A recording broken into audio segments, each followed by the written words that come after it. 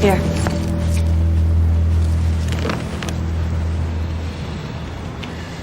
It's nice. It's very nice. Once again, you're a regular Bonnie Parker, kid. I told you. Yes, you did. And I also told you there's more where that came from. Yes, you did. Good. Then this time I want to... No. This time, I do the telling. Now, I want you to stop yanking my chain. Stop playing games. I want the rest of that stuff, and I want it tonight. Look, I told you it is not that easy. I don't think you heard me. I said...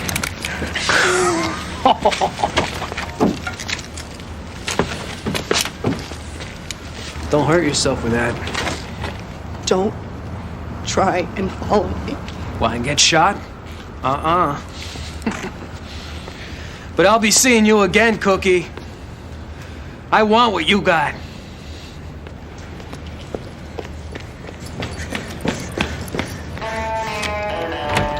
I can't thank you enough, Ray. Yeah, well, you're right about that. So why is Statue so hot in the pants to get a hold of this hooch anyway? Well, the Superintendent General is due in for Moose Jaw today, and apparently he's quite partial to it. Inspector Thatcher is nothing if not gracious. Well, next time tell me sooner, okay? Yo, Murph. Oh, Ray. Good to see you, lad. I'd like you to meet a good friend of mine. Benny Fraser, Kevin Murphy. Pleasure. Likewise. He told me you were in a jam. Glad I could help out. It's very much appreciated. Murph's the man, Fraser. He collects hooch like my sister collects losers. You know what his nickname is? I haven't a clue. The Whiskey King of the Windy City. Isn't that great? Now, see, Ray, I find that difficult to believe, in that nicknames generally tend to be a bit shorter. Whiskey King or Windy Guy. Yeah, well, that's his nickname, all right? The Whiskey King of the Windy City. You ask anybody. Excuse me, sir. What is the bartender's nickname? Murph? There you are, boys. Me last bottle of Glendorland Scotch whiskey. The teardrops of the angels, my old granddad used to call it. This might be the last bottle in the city. It's a shame to part with it. Yeah, but 500 American ought to dull the pain, eh, Murph? That hit might, Ray. That hit might. Show me the color of your money. She's all yours.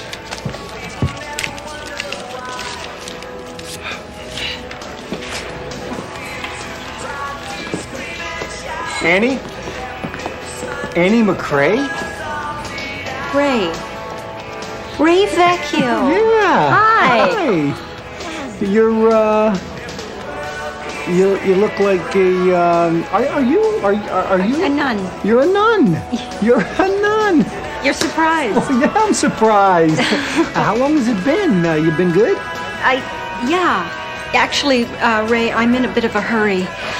I'm trying to find this girl. Does she look familiar? Her name's Celine. She's the one on the right. Oh, she looks a little young to be making the bar scene. She is. But false IDs are easy to come by these days. I usually find her in one of these places on Rush Street. Well, if you want, I could put some manpower on it. What do you mean? Well, believe it or not, I'm a cop. Oh. No, that's fine. Thanks, Ray. It's good to see you. Annie. Hey, Annie. Ray. The sister doesn't want to be bothered. Yeah, well, neither do I, so you mind letting go of me? Did we forget our listing here, Steve? No, how did you?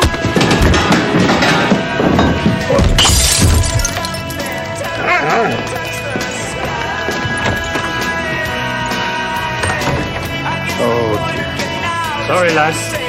No refunds.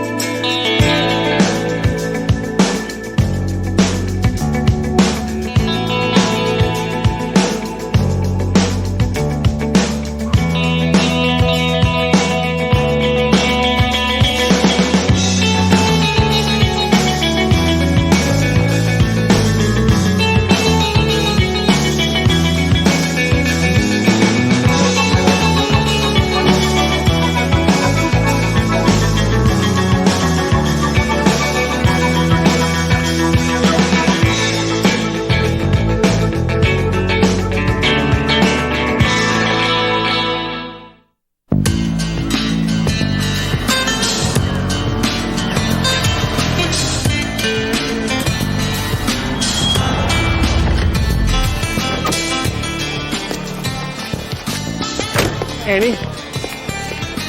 Excuse me. Annie, do you have a minute? See you girls later. Ray, I'm sorry about last night. Well, you're sorry. I almost got my head bashed in. Yeah, well, I'm glad you didn't. I just don't want the police involved. Look, forget the police. This is me. All right? Now, I did a little checking, and I found out that you're a big shot around here. Yes. I also found out that the girl that you're looking for is one of your students. Yes, and I can find her myself. She's done this a few times. Look, maybe I can help. Will you let me do this for you? Off the record? Yeah, off the record. Now, I'm going to have to ask some questions. You know, turn over some rocks. No, that's exactly what I don't need. The cops barging in here, upsetting the girls. I'll tell you what's going on as long as it stays between us, okay? Oh, I don't know if I can do that. Ray, Of course, just between you and me. you haven't changed since high school. Come on in. So this kid Celine turns out to be pretty wild. She likes to run away, and Annie tracks her down. Now, Annie doesn't want to report her because if she does, she's going to be sent home, and home isn't a pretty place. 3 stepfathers in the past 6 years. But this time, there's something different going on. Some of the girls are getting out of hand. Check this out. Interesting.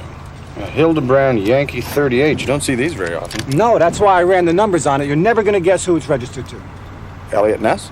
How did you know that? Well, it's quite simple, Ray. No, simple for you is some long, drawn-out story about your grandmother's library and run amok club. Well, actually, it is quite simple. It's engraved right here. E. Ness.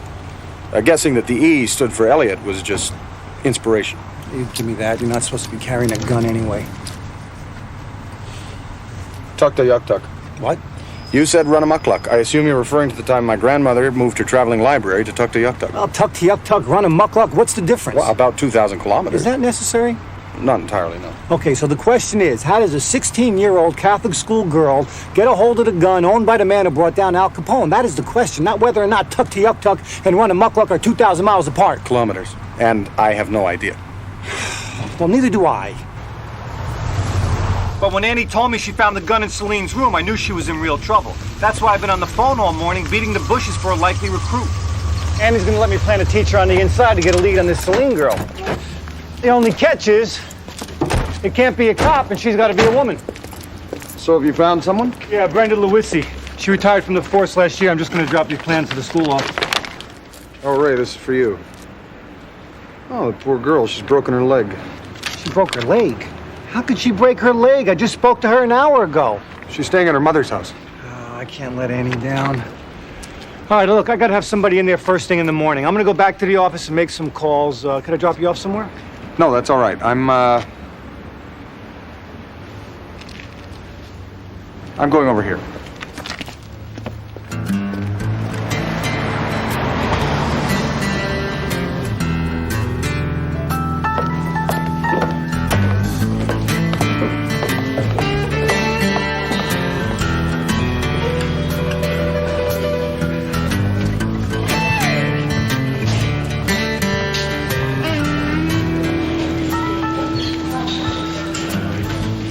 Great dress, Neiman's. Sears. Really? Looks fabulous on you.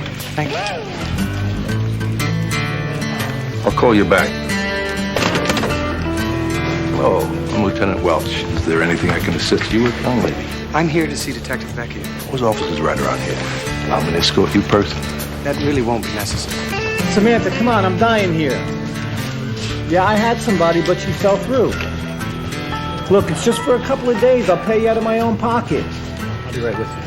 Look, Sam, school gave you allergies because somebody was grading you. This time, you're going to be the one doing the grading. Thanks for nothing. Lane, I'll do the job. I don't even know who you are. Actually, I believe you do. I'm sorry, I don't. Ray, it's me. Frazier? You're not going to fool anyone in drag. Well, I fooled you, Ray. Oh, this is crazy. I know I'm in a bind and I need some help, but this is going too far. Well, I'm sure if the situation were reversed, you'd do exactly the same for me. Not in a million years. Really? I'd never be caught dead in drag. Well, there's nothing to be ashamed of, Ray. In fact, certain clans of the Northwest Tlingit believe that a man should experience life as a woman in order to be a better man. All right, okay, but it's only because I'm in a bind. Now, I'll run it by Sister Ann. If she says it's okay, then we'll do it. But if anyone gets wise to this, it was not my idea. Do you understand? Understood. Oh, one other question. Do you think teal is my color, or should I lean towards mustard? Who cares? Well, I do. When Ray told me he was sending help to find Celine, I had no idea this is what he meant. Well, neither did he, and I'll confess there are certain aspects of this assignment that are beyond the scope of my training. I can see that. You can. You've got a tag hanging from your wig. Rectified. I think you'll find 11D to be a rather spirited class. I hope you're prepared. That's Todd Skolnick. By the attitude, you'd think he ran the place. Certainly isn't much of a handyman. You ready? Class? Girls, can I have your attention, please? Thank you. Sister Viola is ill today, and this is her replacement, Miss Fraser. Please make her feel welcome. All right. Wanda, would you like to repeat that? I didn't say anything, sister. Good luck. She's gonna need it. Totally.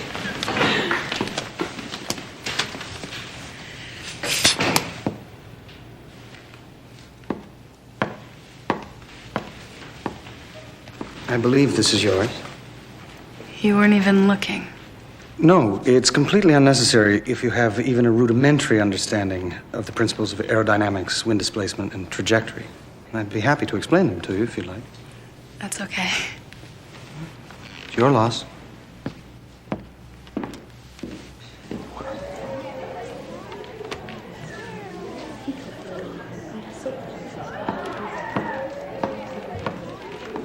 Are you Melissa?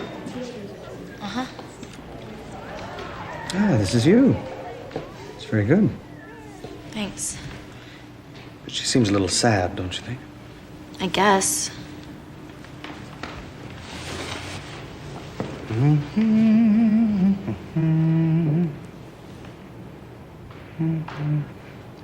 Smile. No, really smile. Smile. That's it. Whose work is that? Oh, that's Celine's. And she's not here today? Celine took off. Oh, and where did she go? Ask Ducky. My name's Melissa. She's Celine's little gopher. Totally. It's not true. There. It takes 7 fewer muscles to smile than it does to frown. Save your energy. You're going to need it in your childbearing years. So did they eat you alive? No. Although I'll confess I was extremely nervous. But the girls were very sweet. And I did make contact with Melissa, although she wasn't very forthcoming about Celine. She thinks she's protecting her. That's what friends do for each other.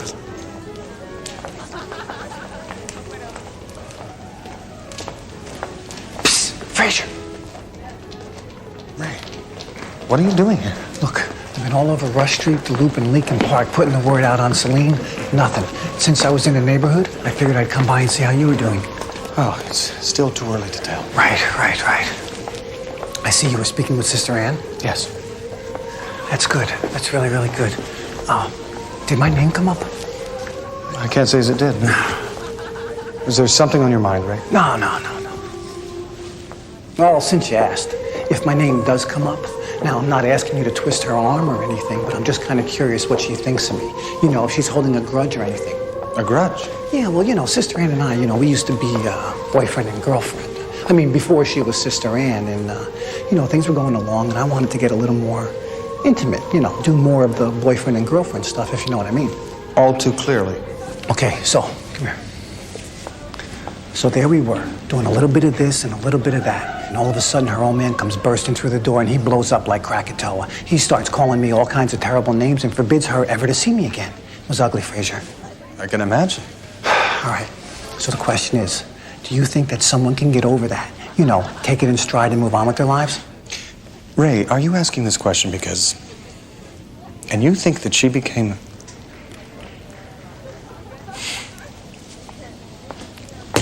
Knew it. Thanks. Miss Fraser. Are you all right? Yeah, I'm okay. You seemed upset earlier. No, I'm fine. Can I come in? I guess.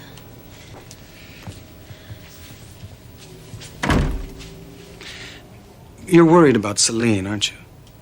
Oh, she'll be okay. I mean, I'm sure she'll be okay, because she always comes back. And you and she are best friends. Well, she's the only one here I trust. I mean, nobody's really who they say they are. Do you know where she is? No, I don't know. She just disappeared. Well, let's see what we can see. This is Celine's side. Her school blazer is still here, which would indicate that she changed into her street clothes before leaving, which means she probably wasn't kidnapped. On the other hand, this collection of stuffed animals suggests that she had to leave before she had time to pack her favorite things. Hey, you're pretty good. You really don't want to be doing that. Those are her gym shoes. I think she does more than gym in these shoes. There are traces of limestone and fungus. Ew. Or is it mold? Miss, you really don't want to be doing that. Fungus.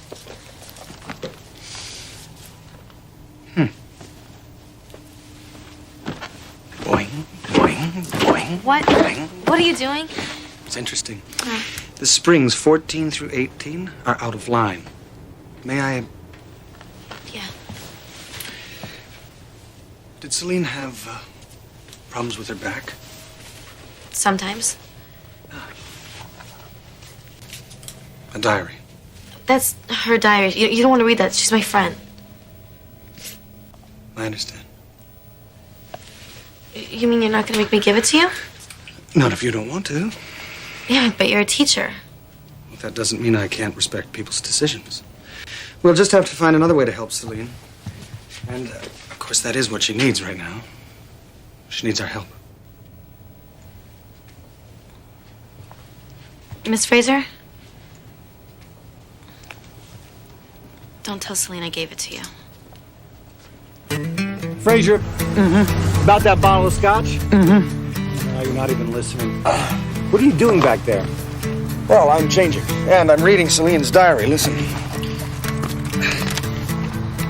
The scent of pungent flowers drifted in the breeze of the crypt like gossamer lace as my love took me into his powerful arms and made love to me. Girl's a poet. What is going on back there? Well, let me tell you something, Ray. I think that the person who invented pantyhose should be brought up on charges of cruelty, sadism, and reckless endangerment. They pinch in the most inappropriate places. Yeah, well, most people who wear them don't have those places, Benny. Gotta run. What else does the diary say? Cries of ecstasy burst from me as if fire had branded the depths of my soul with a love that could never be quenched. I gifted him with a treasure of gold and time. He gifted me with his love. I'm no English major, but that stuff is so purple I'm getting diabetes. You just mixed a metaphor, Ray. Yeah, well, I said I was no English major. Well, it sounds like to me, if we find the guy with the powerful arms and the unquenchable fire, that's the guy who has it. Oh, yes, I think you're right. Now, does it say anything else about the guy, like height, weight, hair color, distinguishable marks, that sort of thing? Ray, it's a diary. It's not a police report. However, I did notice that the handyman Todd was wearing a watch. And not just any ordinary watch, Ray. It was a vintage 1930s Audemars Piguet moonface chronometer in 18-karat gold. There were only 100 of them made. Yeah, so she gifted her lover with time and gold. Precisely. All right. I'll go check out this Todd guy while you make out your report. Right. Oh, and Benny, before I drop you off? Uh-huh. Oh, dear. I gave you one job, Fraser. Albeit a menial one, nevertheless one which will allow me to brighten the life of a man that I respect more than anyone else in this force. A man who I hold dearer than my own father. I'm working on it. I've seen you track a snowflake back from the cloud it came from. Finding one simple bottle of Scotch whiskey can't be that hard. You wouldn't think so, no. No, you wouldn't.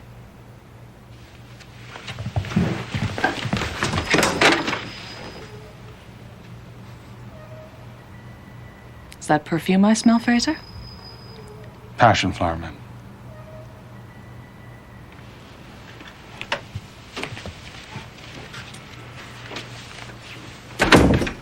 Yeah, that's right, Glenn Dorland. Not since 1965. Oh, come on, Sully, you gotta do better than that. Oh, yeah, and when you wanted your parking tickets fixed, who did you call, huh? Yeah, thanks for nothing. Ray, I got the address on Todd Skolnick, 420 West Lexington. Nice neighborhood. Yeah, you want to hear his history? Yeah. He went down for grand theft auto in '94. The school put him on a work release program to integrate him back into society. Looks like old Todd just integrated himself back into the slammer. Look, are you interested or not? There's lots of other places we could take it. No, it's quite nice. All right, so how much? Well, it's all based on how much I can get for it, and a piece like this is Look, rarely... man, if you don't want it, it's okay. That doesn't mean I won't give you a fair price. I was thinking something in the neighborhood of $100. That's the wrong neighborhood. 200. That's all you get anywhere. Done. It is a lovely piece. Mind if I ask you where you came across it? Yeah, you know what? I do.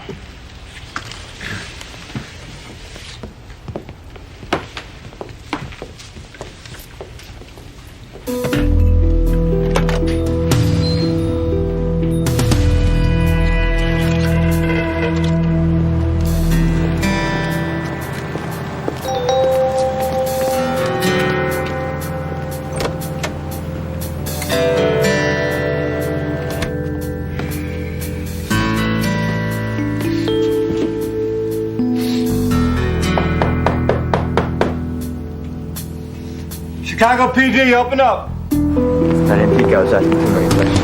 What do we get? We're out of here, right? Right? Give me a hug, Todd.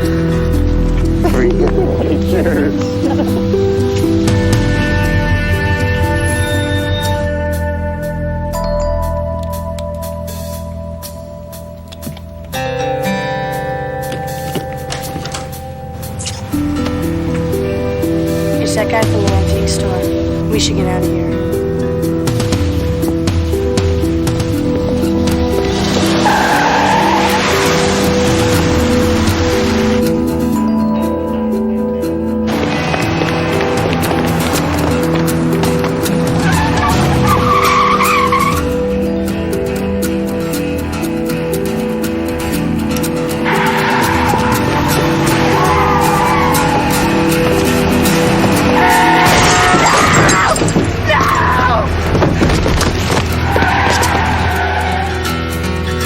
All right, let's get out of here.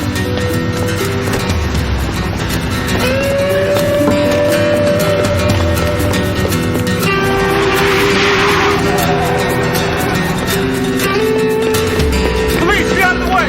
Police!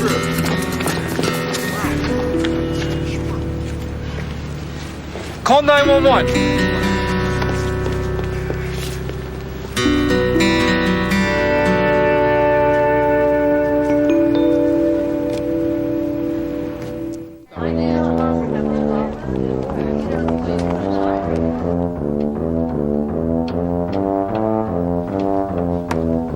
Melissa?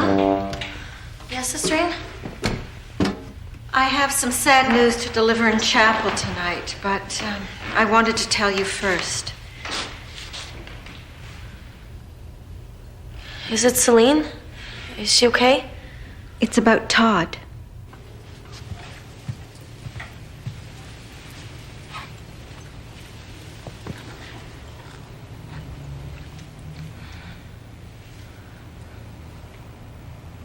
Celine was only seeing Todd for a couple months. And at first I thought it was just to make her parents crazy. Then I think she was really into him. I mean, she could have anyone she wanted. She was so pretty and so popular. And she was really great to me. Now I just kind of wish she would just come home. Shh. Shh.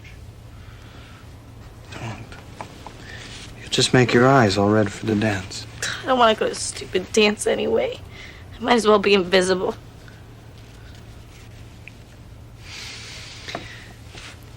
You know, when I was growing up in the far north, I used to watch the girls in the village, the other girls in the village.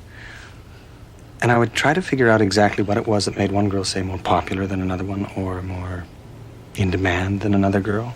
And I used to think it was that they were more attractive. Please don't tell me that they want the plain girls, because I already know that they don't. No, actually, they wanted the girls with the sharpest teeth.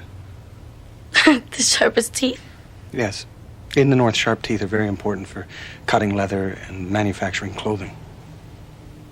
So you want me to find my teeth? Well, that's a thought. No. The point of the story is that it wasn't their teeth that made them popular. It was the self-confidence that came from having a purpose and a goal. And the young men responded to that.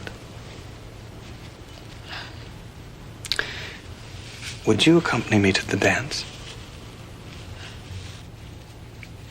Yeah, I'd like that, thanks.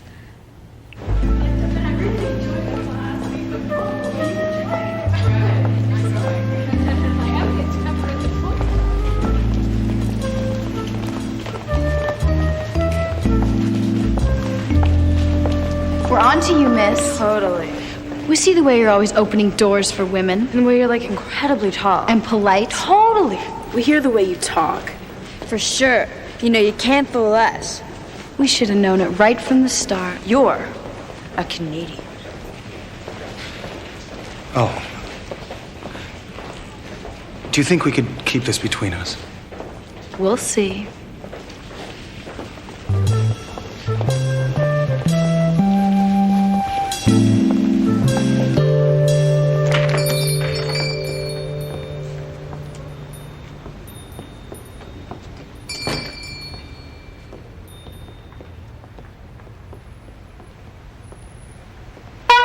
Put that down. Good afternoon. Can I help you find something? Well, actually, someone. We're looking for a missing person. Have you seen this girl? Yes. She was in here yesterday. Did she say anything like where she had been or where she was going? Anything that might help us? Are you her parents? No, we're just interested parties. Look, if she should come back, would you give me a call? Excuse me. Would it trouble you too much if I could have a look at that flask? Oh. I see you have a taste for Art Deco. Oh, this is a very fine piece from the early 20s. I just got it in. Ma'am, are you going to buy that or what? Ray? I'm sorry, I can't take her anywhere. If you should see her again, please call me. What, you can't open the door yourself? What the hell are you doing in there? I recognize the spores on the flask, Ray. They come from the same fungus that I found on the bottom of Celine's shoes. Which means? Which means that she found the flask somewhere on the grounds of the school, snuck it out, and came here with Todd to sell it. So she's looting stuff out of the school? It would appear, and that's not all. There was a name engraved on the bottom of the flask, Frank Nitti, with 2 T's. Al Capone's right-hand man. Frank Nitty's flask, Elliot Ness's gun. What is this, garage sale for the Untouchables? Well, if we can establish Ray, manners. You know, Benny, there's a limit. A limit to good etiquette? I think not, Ray. Just get in the car before I beat you with your purse. We find the school with these uniforms, we find the girl's stash. Oh, there must be 100 schools with uniforms like that. With this crest?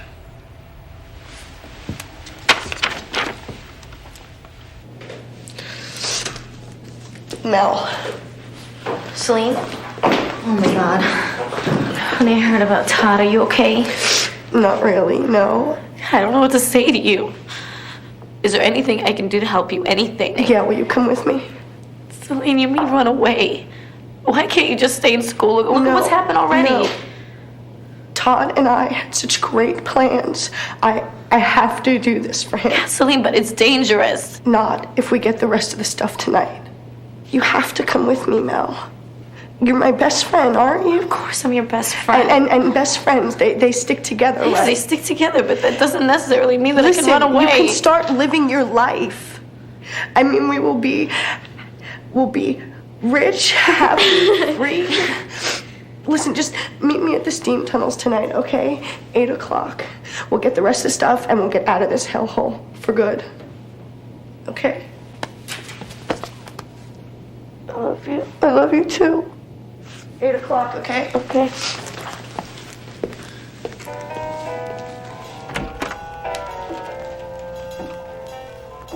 How's he doing? Oh, he's fine. Thanks. Hey, Uncle Lorenzo! Who's that? It's me, Little Ray. Stand out here where I can see you. And keep your hands out in the open.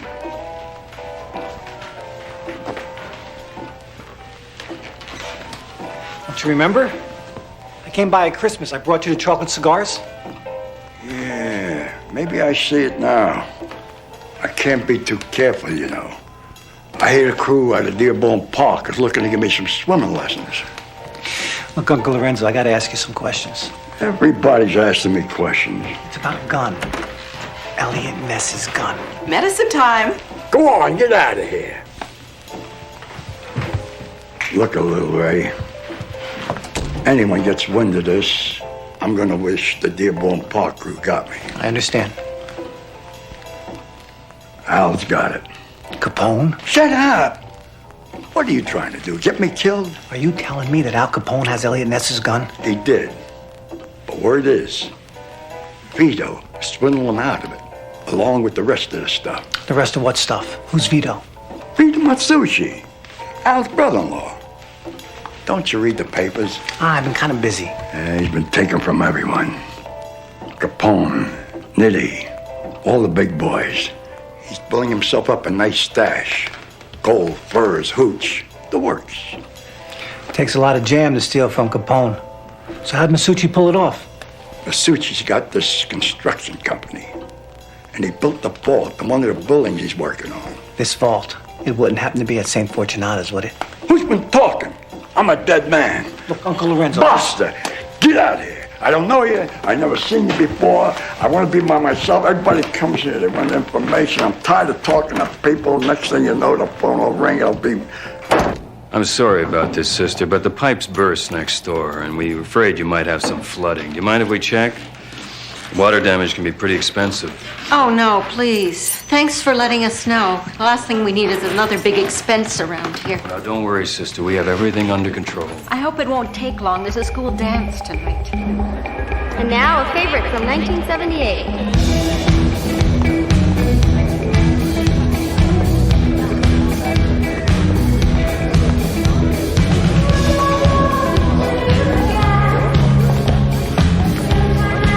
St. Arnold's guys are such geeks.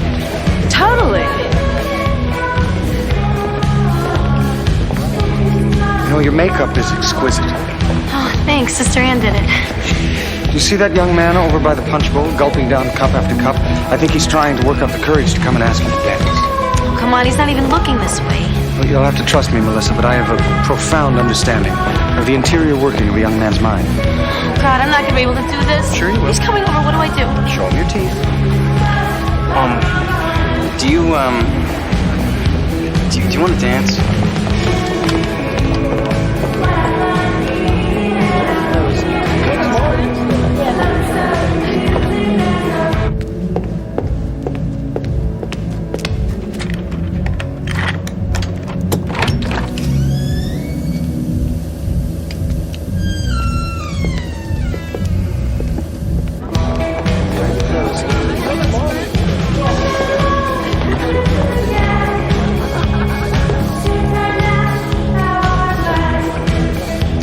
Care to dance, Ms. Fraser? Oh, no, thank you, thank you. I'm just here as an observer.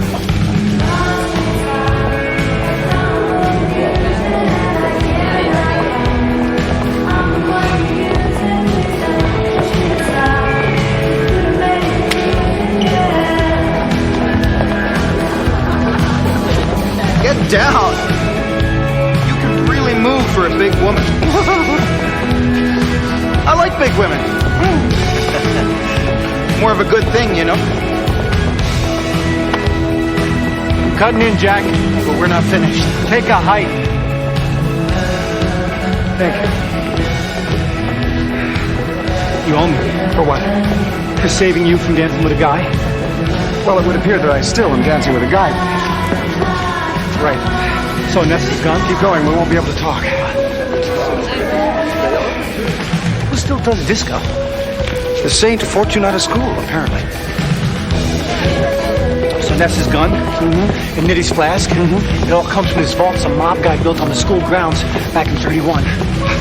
Where on the grounds? Well, that's what no one's known for the last 60 years. Until Celine and Todd found it. Bingo.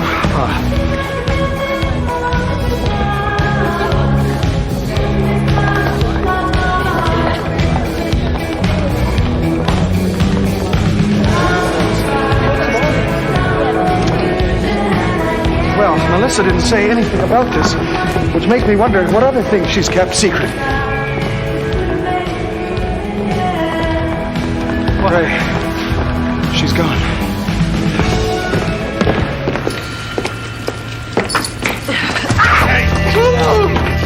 We have some business to take care of, Cookie.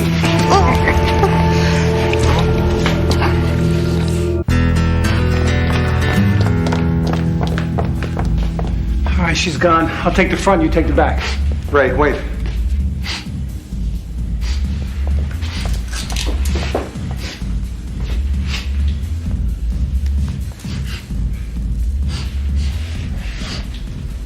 Can I help you, Miss Fraser? Yes, please, sister. Can you tell me where you've been for the last hour or so? At the print shop in the basement, West Wing. Basement. Thank you. Ray.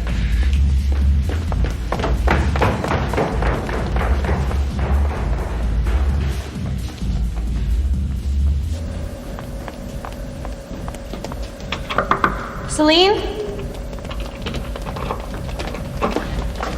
Where you going, ducky? Nowhere. Doesn't look like it. It looks like she's going, like, somewhere. You're right, Tiff. Let's go find out.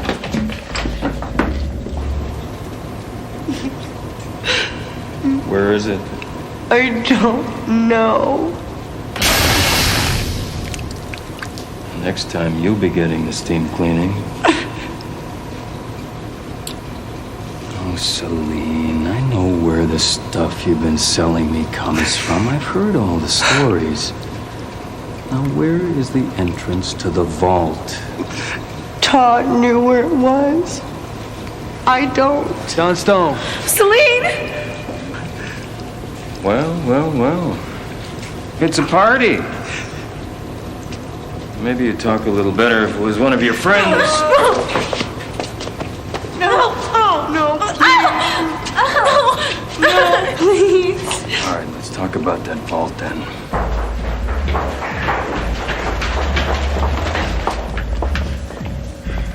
How do you know they're in here? Fungus rat. Of course.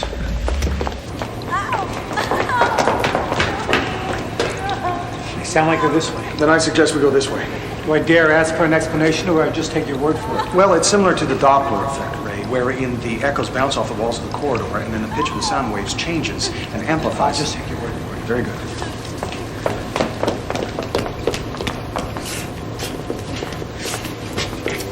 I need some help.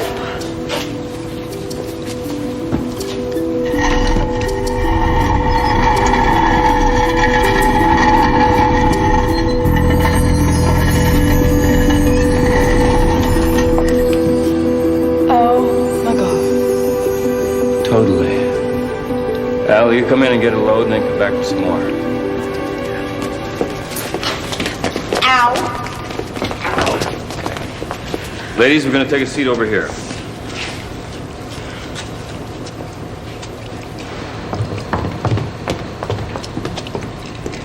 The girls aren't alone. The Doppler effect?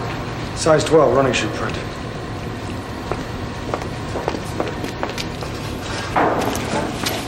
Excuse me. Hey, shouldn't you be grading papers or something, gorgeous?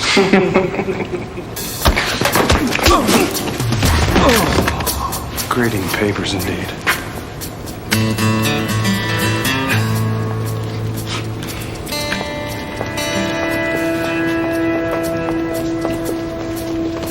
Drop the gun.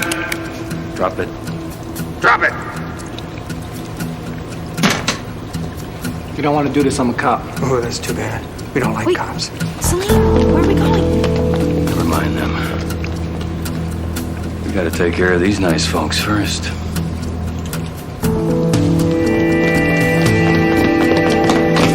Wait, Celine!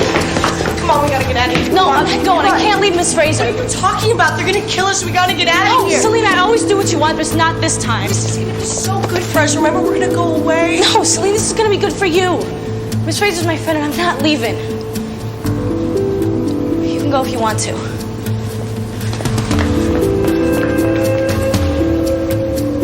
I never know. They might find you if they open this place up again in another 60 years. Miss Fraser, duck!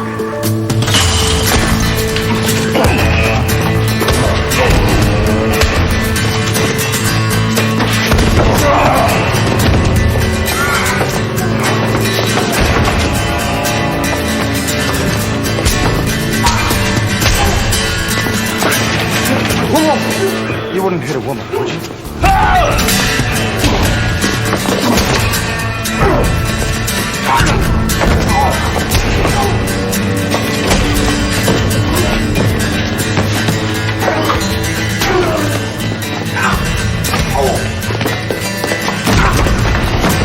This one's for Tom.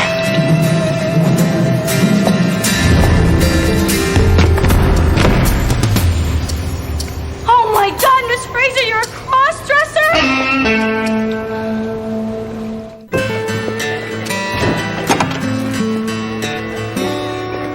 We were almost, like, killed. We almost did get killed, you dip. You okay? Yeah, you? Yeah. The things in the vault will really help the school out. I owe you one, Ray. Ah, no, you don't. Call it even. Even for what? Well, you know, you, me, Nicky Stangle's basement, it was all my fault. Your fault. What? You think you ruined my life? That I had to become a nun? Oh, I didn't say that. Uh-huh. It must feel awful to think you're responsible for the waste of a perfectly good woman. I am? No, Ray. Look, I wanted to go to Nicky Stango's basement as much as you did. But after we got caught, I let you take all the blame. I'm the one who owes you an apology, Ray. Really? Yeah.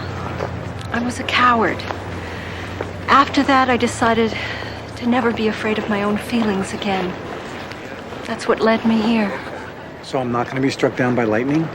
No, not this time. Be a waste of a perfectly good man. You're very brave, Melissa. I have to thank you for saving my life. You lied to me. About what? Being a woman? Oh, yes, that. Well, yeah. Yes, I did lie about that.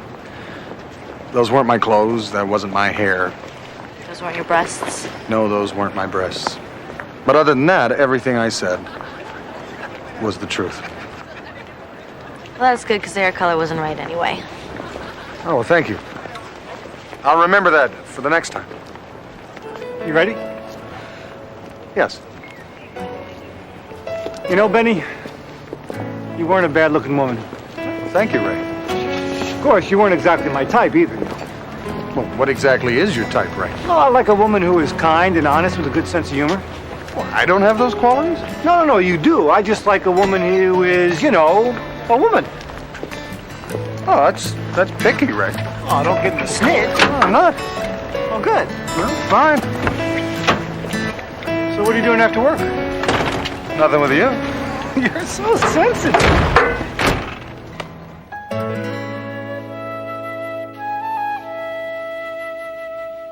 High winds, northern sky will carry you away.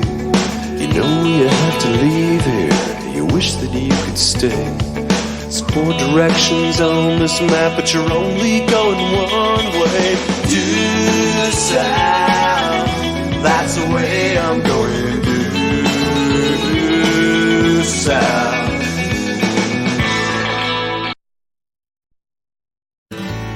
He's one of those those hard luck cases. He bets on a horse, horse dies. He buys horse meat, meat's bad. But his information's good, so I slip him $50 now and then. You say hard luck. Do you mean hard luck as in... Hard luck is in he wasn't fortunate enough to be born in an igloo 5,000 miles away without TV, water, or, drive-through. What do you mean by that, Ray? I'm being ironical. Look, you better wait in the car, because Sonny won't talk to me if you're there. Understood. You want the radio? No, that's all right. I've got a Mahler symphony I'd like to listen to. Yeah, well, you need the keys. Well, there's no need, Ray. I have the score right here.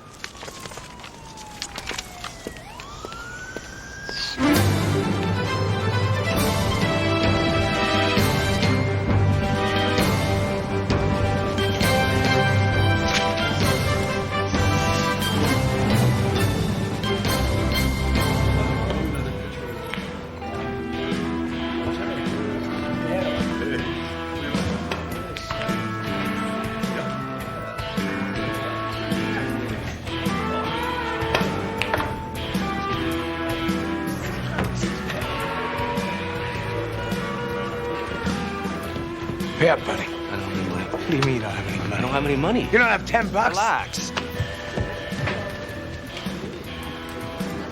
So, how's it going, man? Good. You want a beer? Yeah, thanks. 2 beer? Cheers. Thanks. So what happened to that job at the video store?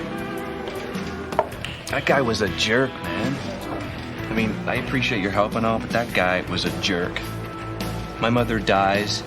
He wouldn't give me a week off. Sonny, your mother died a year ago. Grief has its own time frame. You can't rush it.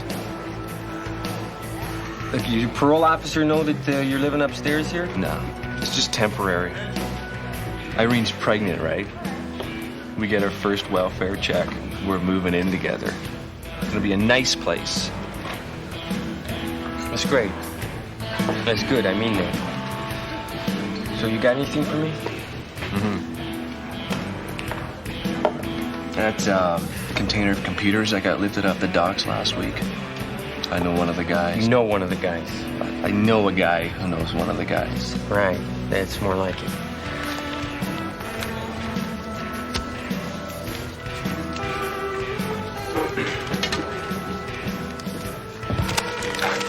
Hey, give me my money. Hey, break it up, take a walk.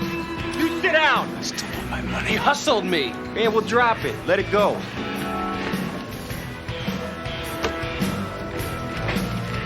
I gotta go to the camp.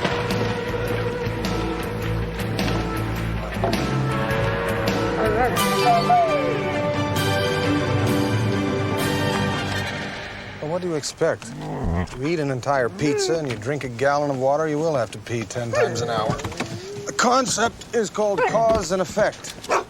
Well, I realize it may be somewhat difficult for you to grasp, but something you should try to come to grips with. It'll make life a whole lot simpler.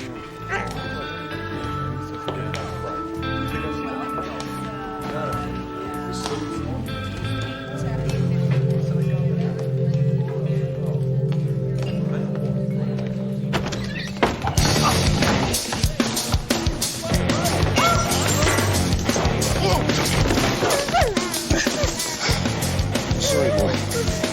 Get Ray.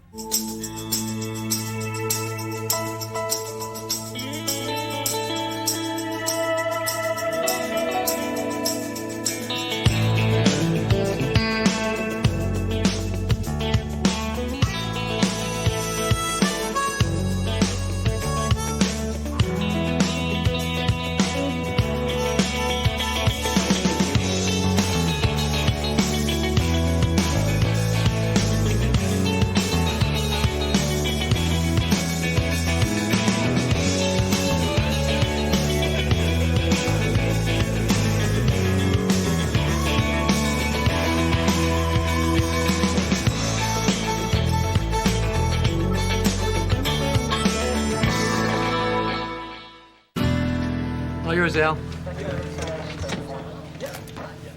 Photo guys are done. Print guys are moving in now. This was in his hand. Hey, what's that? OTT Club. Over the top. Commercial airlines hand these out to their flight crews. This one would commemorate 100 trips over the pole, top of the world. You know, Ray, judging from the maple leaves inset and the filigree, I'd say this was a Canadian airline. Canadian. Airline. Filigree. Mm-hmm. I never seen it before. I told you, I don't even know what it is. Ever been to Canada, George? Canada? Come on, man. I'm not even allowed out of the state. Look, I told you already. I went to the can, and there he was on the floor. I didn't do it. He was already there. Look, is he gonna be okay? No. He's dead. Dead? The guy's dead. Yeah. Real dead. You guys were arguing about money. Money? $10? Why would I kill somebody for $10? You and I both know it is never about the money. It is about who is right, who's on top, who's Mr. Big, right? Enough. Just go find Ray, now.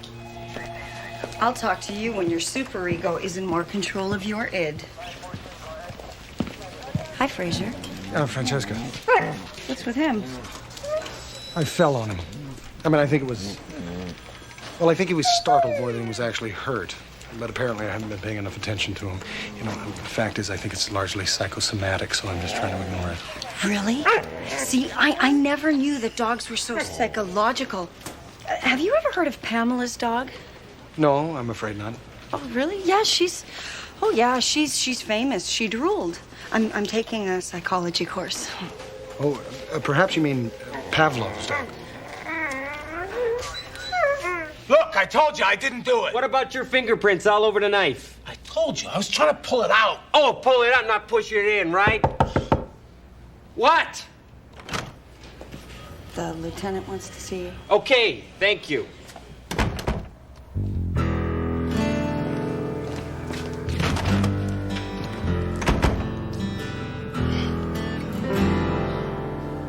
What the hell's going on? I'm in the middle of a... Have a seat.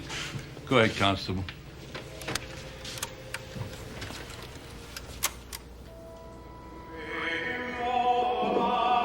What the hell is this? Quiet, detective. What is this? Patience, detective. Let it unfold. They think she knew the driver.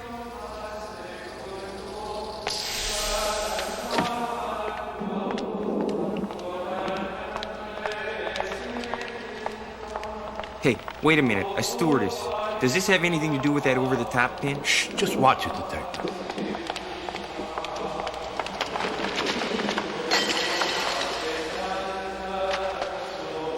That's it. That's what? It's an RCMP recreation of a crime that took place in Toronto 2 days ago. That's a police recreation? It's interesting, isn't it? The government funding of the arts in Canada produced a glut of filmmakers at the same time as American domination of Canadian cinemas left these enthusiastic young artists with very few arenas in which to apply their craft. That's a human tragedy, Constable. Toronto police have given us a positive ID on the number on the pin. Belongs to the victim in that crime there, Chantal Bowman, age 26, had been dead for 36 hours. Homicide, still unsolved. Okay, so a stewardess in Canada... Flight attendant. A waitress in the sky in Canada is killed. Her pin shows up in the hand of a loser like Sonny in the south side of Chicago in this dump. What is the deal? Well, that's why we have detectives, detective. You are going to figure out that troublesome problem for us. How? Thank you for your attention. Merci pour votre attention. So this French-English thing, they do it all the time? Yes. You mean like, hello, what's happening, Cape Pasa? I mean, wow, it's going to take us twice as long to get anything done. Well, it's not an everyday speech, Ray. It's just in official announcements and the like. How many of the French live in Toronto? Actually, very few. Most of the non-English population is composed of Italian, Portuguese, and Chinese. They speak French? Not really, no. Then why the... Well, it's kind of a complex issue, Ray. You know, suffice it to say that we adopted a policy of multiculturalism as opposed to the melting pot of your American model. You know, it might be instructive and just a little bit of fun, too, to pick up a copy of the Royal Commission's report and the official bilingualism on our way downtown. A little bit of fun, eh? Could be fun.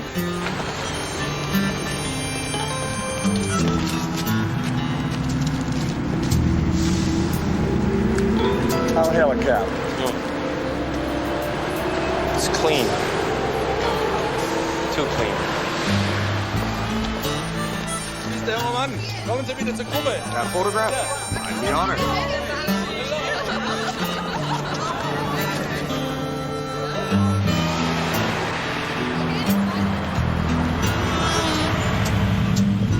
I'm terribly sorry. No, my mistake. Are you in a hurry?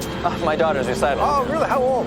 6. Oh, that's such a great age. Yeah. Well, let me give you a hand here. Do you want to? Go ahead. No, you take it. Absolutely. Hey! Hockey tickets. Hey, need Leaf tickets? Leafs suck. Leafs rule. Hawks rule. Hawks suck. You suck. Yeah. You are bilingual, Ray. Tickets.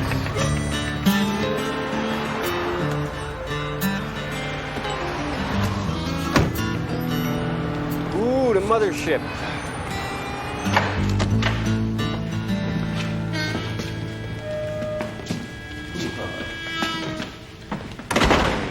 I was very sorry about your father. He was a good man. Yes, he was. Please sit down.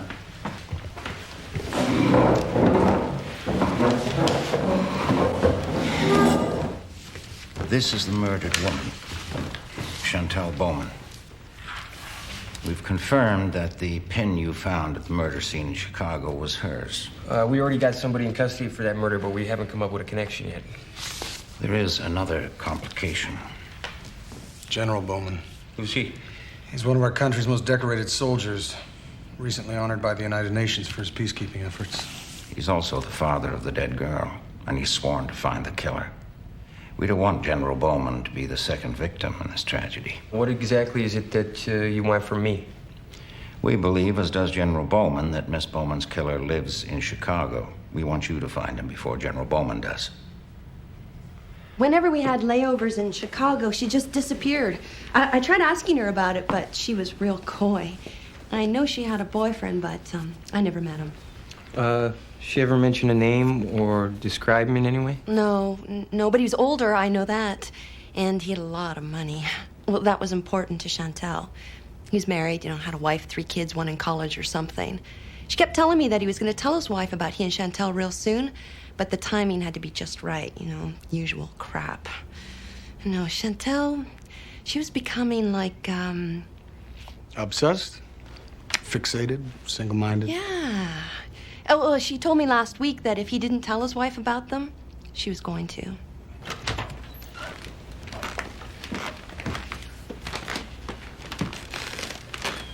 Still can't believe she's gone. How old was she? 12? Was this her apartment in Chicago? How would you know, Well, it stands to reason, Ray. I mean, he was a married man. They couldn't be seen together. Oh, yeah. They did have a place. You got an address? No. But I have the key.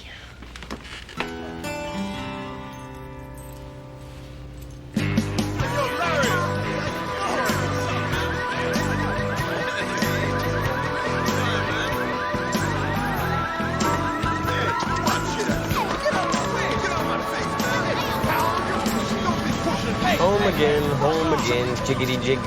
We'll be right back. Chicago PDQ. Hey, break it up. Fighting on the street with rollerblades on. What is that? Come on.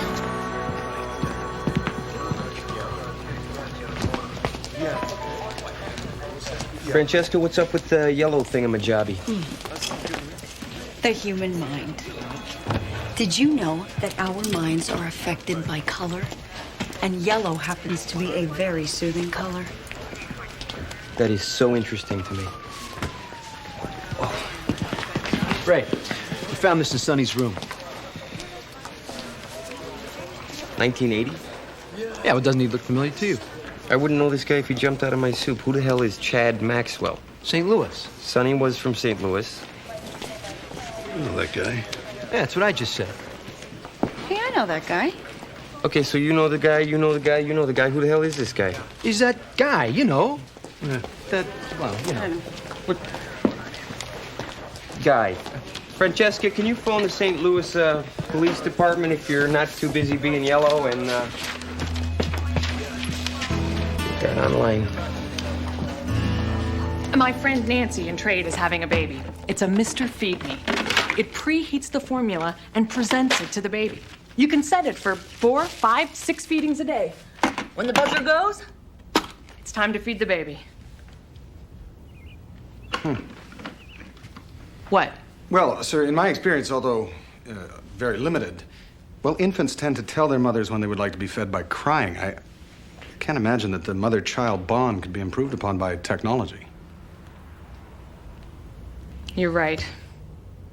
I'll get her one of those electronic security bracelets. That way she can keep track of it. So? Our assignment from headquarters is to prevent General Bowman from taking the law into his own hands.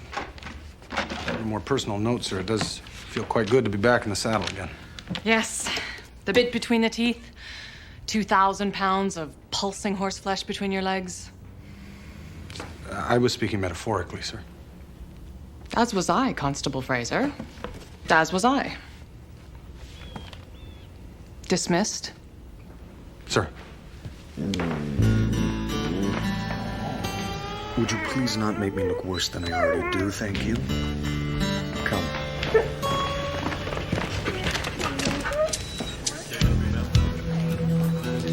Next, please.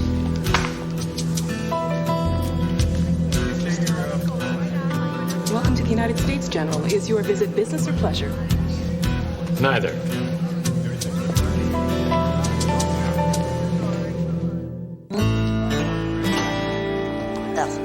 Okay, Sonny goes to Toronto, kills Chantel. Then he comes back, gets mugged for $10 in Chicago. That's a coincidence. They happen. Yeah, but do you really think that's what happened, Ray? Okay, George flies to Toronto, kills Chantel, then comes back and kills Sonny. Well, why? And how would George even know Chantel? I don't know. I do not know. All I know is this. His fingerprints were all over the knife, and he had Sonny's blood all over him. Yeah, but he explained that. Hang on. Squad room, Vecchio. Yeah, hang on. Well, it's Constable Benton Fraser. Turnbull. Yes. I'll hold. And now for sports, our very own Chad Percy, whose showing at the recent celebrity golf tournament for literacy in Buffalo was just brutal. Oh, ouch. Guess your game's starting to rub off on me, Tom. Anyway, folks, last night was a banner night for football in the Windy City as Chicago went head-to-head with San Francisco in their final meeting of the season. Soldiers Field looked more like the killing fields as Chicago trounced. They're the same. 38-zip. Chad Maxwell. Chad Percy. Made it very difficult for the San Francisco quarterback to call any of his plays. Mr. Percy? Yeah. Detective Vecchio, Chicago PD. That golf game wasn't that bad. I just want to ask you a couple questions. Sure. Well, we can get into Studio 4. Let's just go somewhere more private. Yeah. Guys, you want to give me a couple of minutes here? Thanks.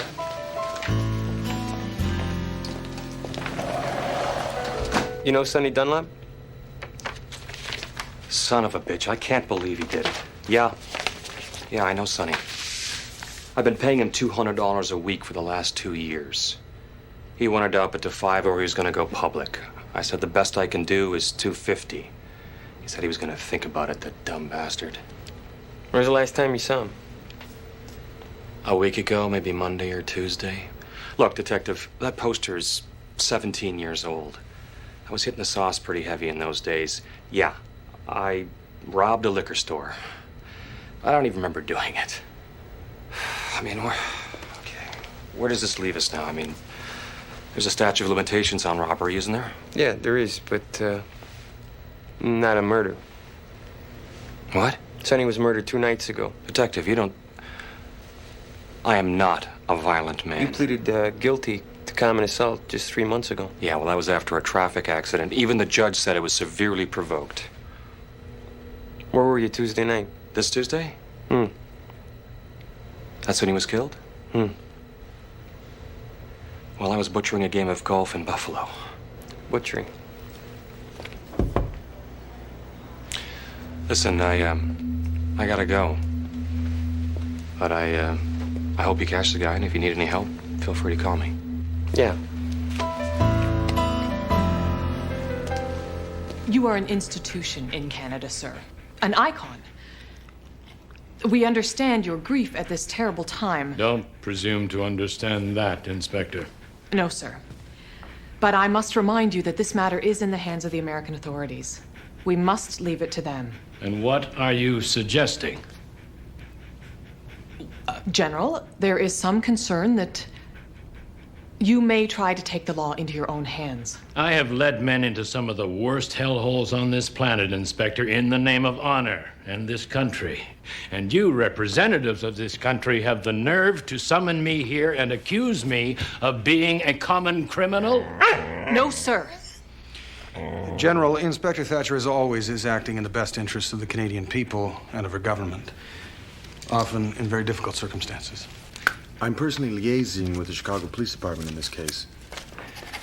And if you would like to call me at this number tomorrow, I would be happy to go over every aspect of the investigation. Thank you, sir. Fraser, I'm afraid that I may sometimes underestimate you. Not without justification, I'm sure. Still, it's comforting to know that I can think of you as a partner as well as a subordinate. Ooh. Be careful, son. Of what? Of me. When a woman gets that stirring in her loins, watch out. There's nothing stirring in anyone's loins. Did you just say loins? Oh, no, sir. Loins? Sir? Loins? Sirloins?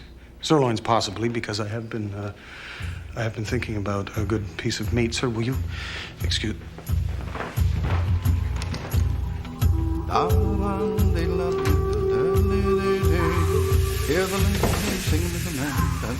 What was that all about? What was what all about? You know perfectly well what I'm talking about, in Thatcher Spector's loins. You always know where you are with clouds. I was taught that by the group of 6. It was the group of 7. Not in our group. Dad, we are not in a locker room. She wants you, son, and I imagine by God that she's gonna get you, too. Those don't even look like clouds. Oh, son. You look, but you don't see. I'll look a little more closely at the detail. See, these are not really clouds. I got the whole family in there, all of us. Here's Uncle Tiberius. Behind him, Aunt Winnie. See that little space? That's for the grandkid. Saving that. Group of 6.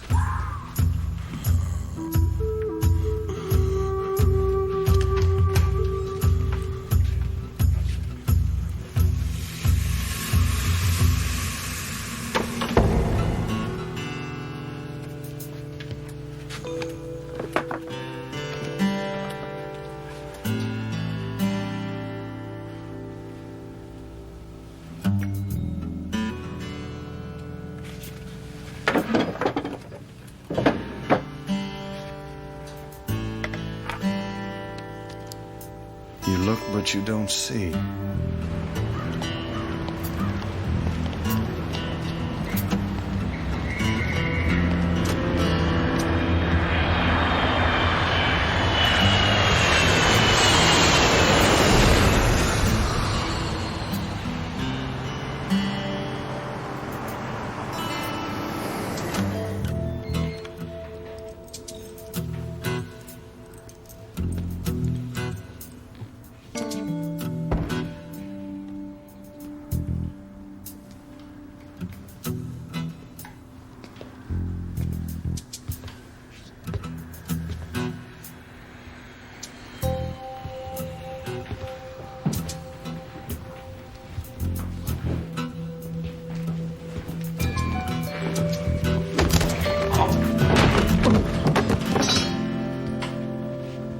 Who the hell are you? Did you know Chantal Bowman? What? I'm sorry to have to inform you of this. There has been... She's dead. I'm afraid so, yes. Excuse me, sir. Look, I got a wife I got kids. Detective Vecchio, please. No, I can't get involved in this. I first came to Chicago on the trail of the killers of my father. For a variety of reasons.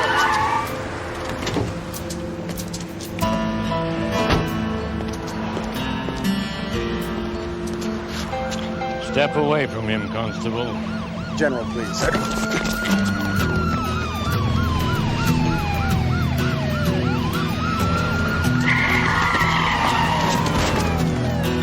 Come along, sir. Up against the car. Assume the position. Park.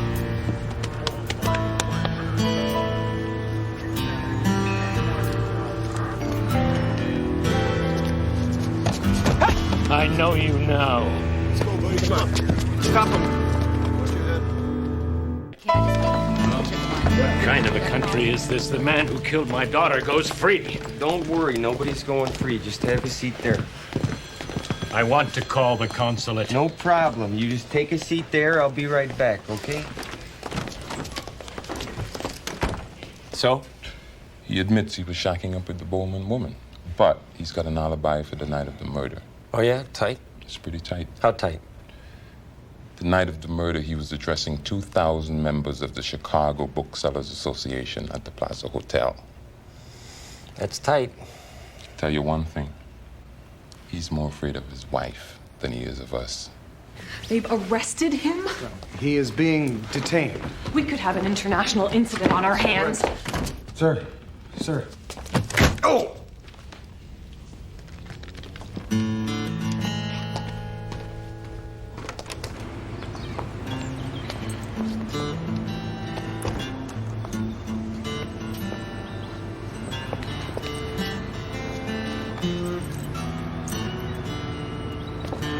Embarrassing to have to trade for General Bowman, like the Americans did for Francis Gary Powers. Or the Toronto Maple Leafs did for Dougie Gilmore. Careful of the far side. Oh! It's wet. I was carrying ice. Excuse me, Fraser. I'm wet. No, it's perfectly all right, sir. Fraser. Yes, sir. Fraser. Sir. Don't say sir every time I say Fraser, Fraser. Just let my thoughts reveal themselves. First of all, I want to apologize for my behavior in front of General Bowman. Oh, no apologies necessary, sir. Please. I'm afraid that I appeared less than managerial. No, not at all. I just wanted to thank you for intervening. Yes, sir. Not that you needed to intervene. No, of course not. The thing is, I've been a little preoccupied lately. Huh. I hadn't noticed. Well, I have. You know I went to my friend Nancy's baby shower just now. Thank you, by the way, for your advice on the gift. You were absolutely right. Oh, I'm glad. You're a surprisingly sensitive man, for all your physical strength and courage. Please, sir. I've been thinking lately about having a child. Really? Well, I think you would make a crackerjack mother. Thank you, Fraser. It's an enormous undertaking. And you know me. I mean, I wouldn't even know how to start. That's where you come in. Is your seat wet, too? No, sir. Anyway, I was thinking with all your experience in the field that you might be the kind of man who would know a thing or two about this sort of business. I was hoping to involve you in the process. In the process? We'd have to be very discreet. And naturally, I'd want to get the whole thing over with as quickly as possible. Oh, naturally. So, I can count on you then to be up for this? Oh, well, look where we are. Good old police station. What a cutie. That's a cute. Bye-bye. Fraser, look. Isn't that sweet? Oh, yes, very, Fraser, Ray, where's the general? With the lieutenant. Detective? With the lieutenant. Fraser? What? Oh, she was sitting on ice. That's cold. Well, yes, but it melted. Look, I got Evers in interview 1. Did you know his wife was Audra Binghamton? She's got all the money. She's one of the Chicago blue blood families. No wonder he's so worried about her finding out about this little chippy. One false move, he's out on the street without a dime. It's good work, Ray. Thank you. Whose side are you on, anyway? I thought you were here to protect my interests. General, Mr. Evers is an American citizen. As such, we deem him to be innocent until proven guilty of any crime. He killed my daughter.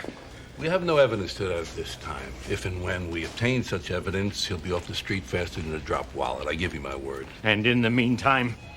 You could be deported, you could be held here at the police station, or you can be released into the custody of the Canadian consulate. I have committed no crime. Well, there could be a number of gun-related charges, General, and contrary to popular belief, we take that pretty seriously around here. We wouldn't want another war of 1812 on our hands, would we? I don't blame you. You lost that war. The War of 1812? No, we didn't.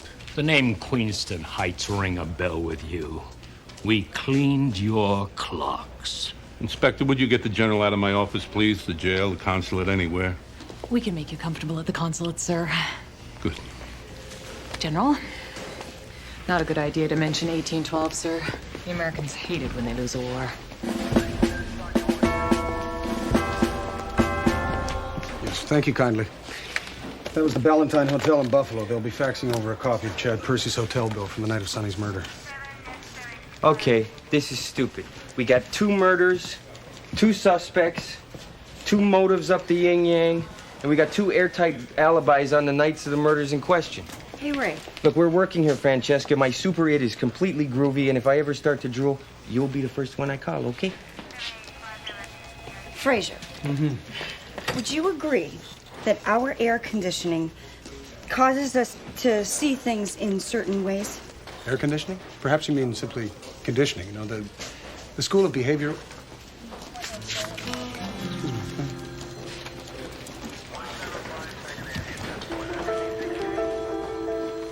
What?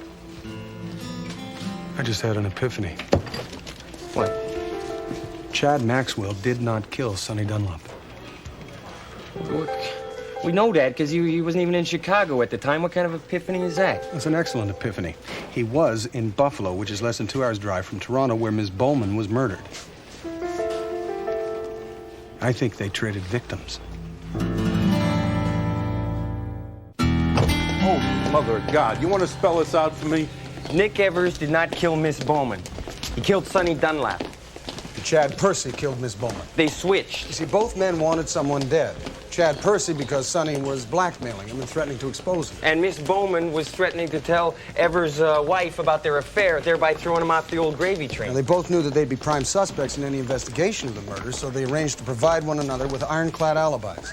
So Chad Percy was in Canada when Sonny was killed here in Chicago. That's right. Nick Evers was in Chicago when Miss Bowman was killed in Toronto. And wait a minute. Is there any proof of this? I knew you'd ask that. It's a working hypothesis. Is there a shred of evidence that they even knew each other? No, I'm afraid not. Well, I suggest you find that shred. You'll excuse me now. I'm going to get my super ego in touch with my id.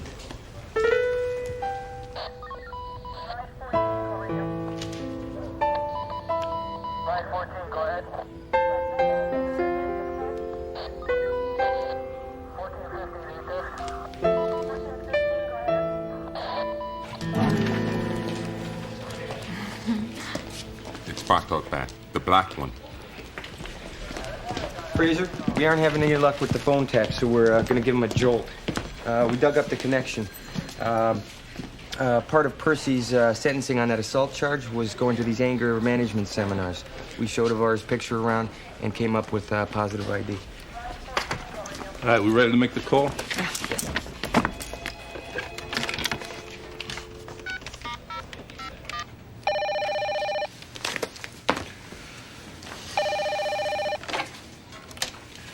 Hello? Hello, Mr. Evers? Speaking. Hi, this is the Chicago Police Department calling. Lieutenant Welsh would like to know if you could come in and speak to a couple of our officers regarding the Sonny Dunlap case. Dunlap? I don't know. There must be some mistake. You must mean the Chantel Bowman case. Oh, yeah. Sorry, I must have mixed them up. You know how it is, drowning in paperwork and everything.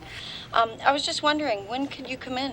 Look, I've got another call. I'm alone in the office. I'll call you back.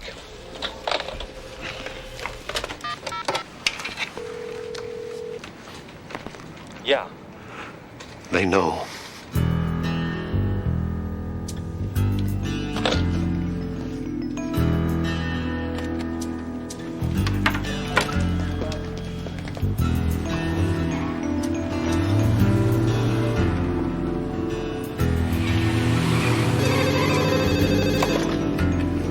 Yeah. Don't hang up. This is a new phone. You stupid bastard. It's following me. Who? Cops? No, her father. He's gonna kill me, I know it.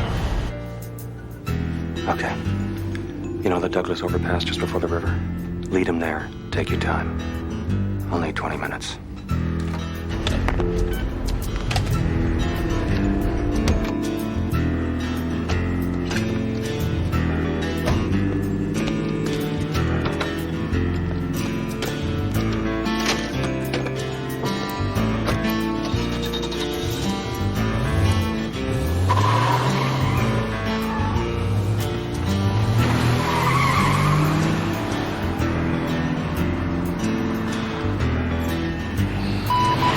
Over there. 1419 at 134. He's heading west on Roosevelt. I'm right behind him, heading for the river.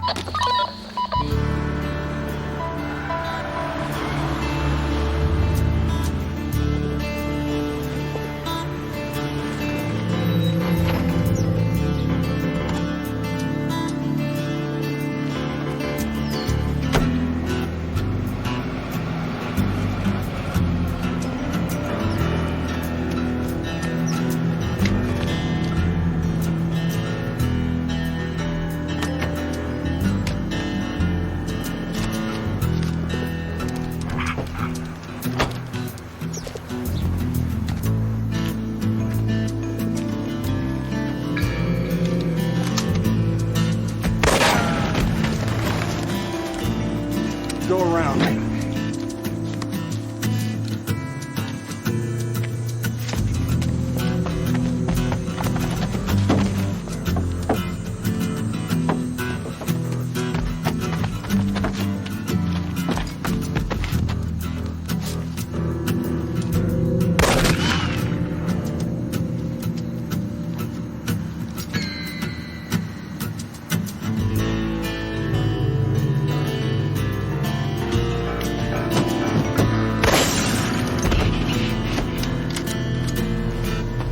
Drop it!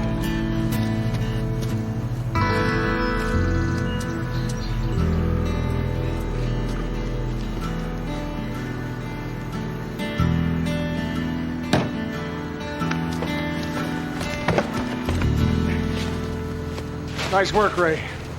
What took you so long? I got a little lost in the long grass there. What's going on here? I thought you and your pal could tell us. Pal, I've never seen this guy before in my life. Oh, so what? You just go around trying to shoot perfect strangers? You knew one another, didn't you, Mr. Evers? You're damn right we know each other. And it was his idea. Down! I have no quarrel with either of you. You stand aside, and I'll take them from here. General. Stand aside, or I will kill all four of you. I didn't kill your daughter. Yes, you did. You both did. And you can both answer for it. General, you spent your entire life fighting to bring peace to people in the world. Do you want that struggle to end here? They don't deserve to live. It's not our decision to make. I am a soldier. And a Canadian. And as such, I know you believe in the rule of law, not in vigilante action. We have to leave this to justice, sir.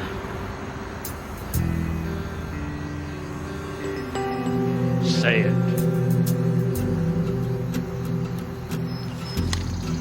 Say it.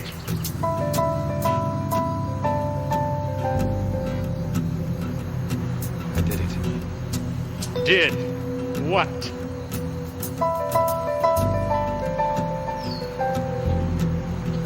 I killed your daughter.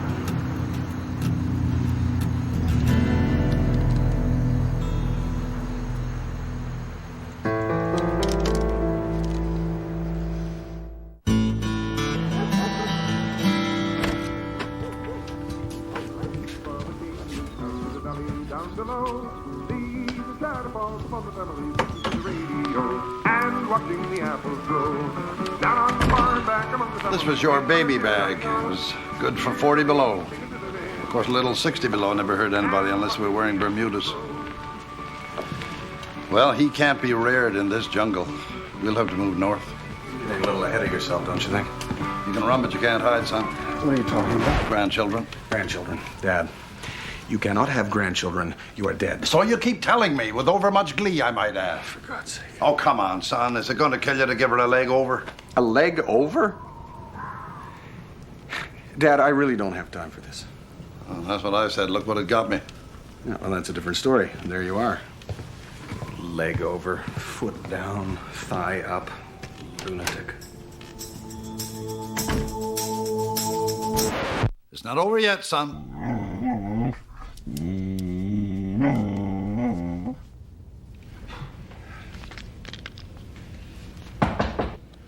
Come in.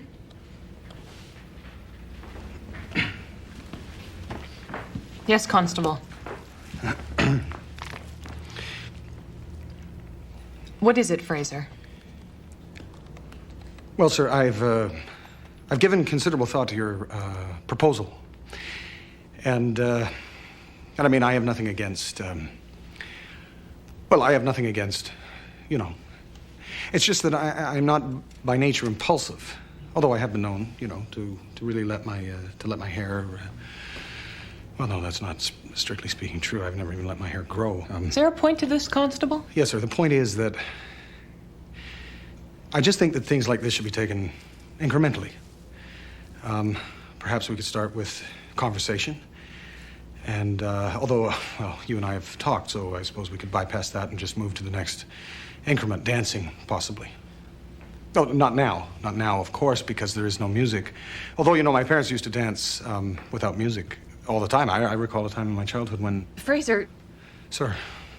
You didn't think that I don't think that you... Well, when I asked that you be part of the process, you didn't think that I was suggesting... That you were suggesting... Well, that you...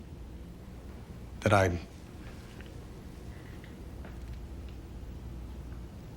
Because oh, no. that wouldn't be... No, I mean, that would be... I meant adoption, Fraser.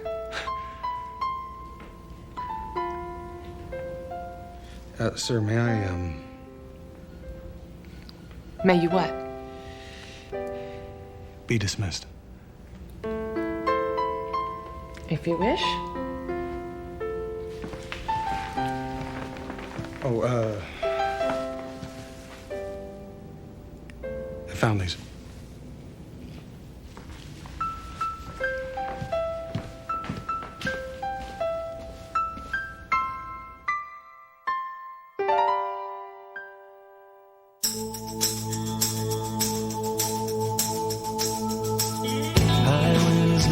Sky will carry you away. You know you have to leave here. You wish that you could stay. There's 4 directions on this map, but you're only going one way. That's the way I'm going. South. South of my traveling shoes are now on the way.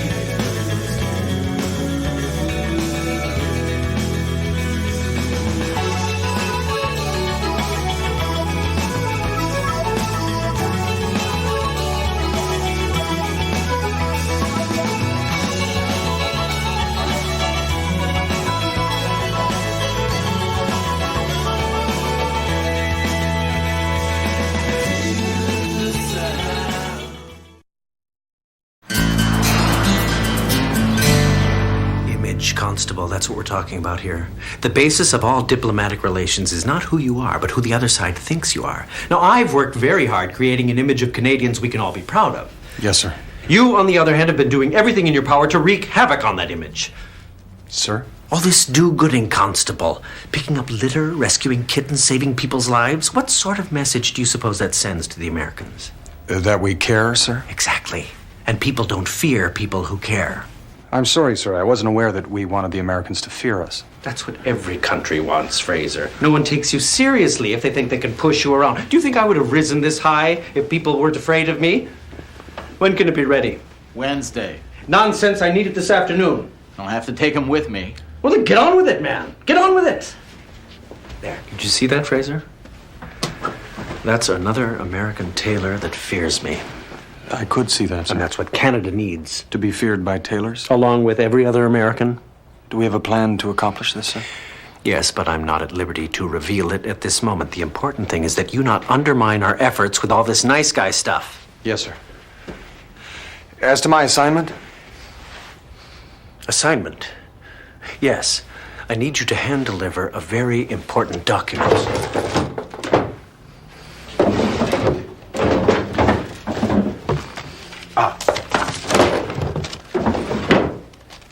Now, I don't want to say that the relationship between our two countries rests on its safe arrival.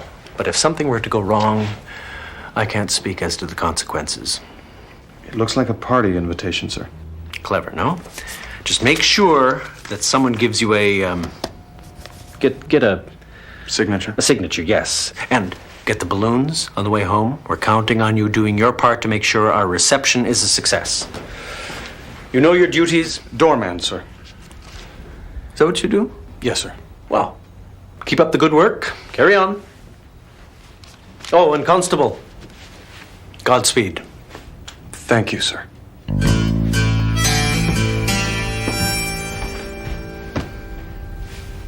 Oh.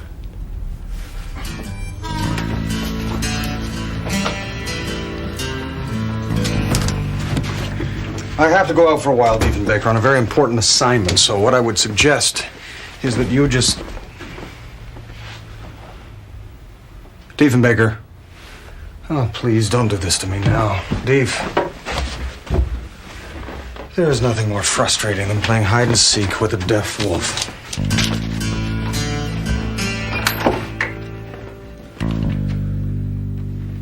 Jasmine, have you seen Diefenbaker? No, Fraser, I haven't. Well, if you do, could you tell him that I had to go out for a while? Sure thing.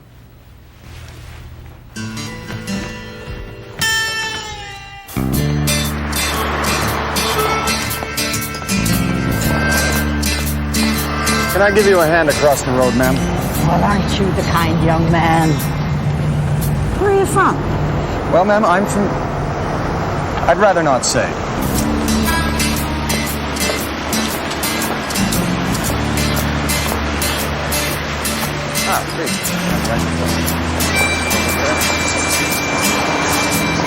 Je m'appelle Catherine. Comment allez-vous? Could you tell me how to get to the nearest post office? 2 blocks up on your right. Et vous? I'm sorry. You'll have to speak up. I'm trying to learn French, and it's difficult to do two things at once, especially if they're in two different languages. 2 blocks up on thanks your anyway. right. I'll find it myself. Oh, damn. Fermez la porte, Jacques. Merci. Fermez la porte, Jacques. Merci. Comment allez-vous?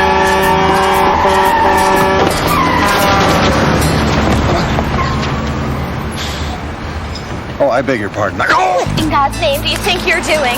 Right in broad daylight. I don't know where you get the idea that you can just do whatever you please.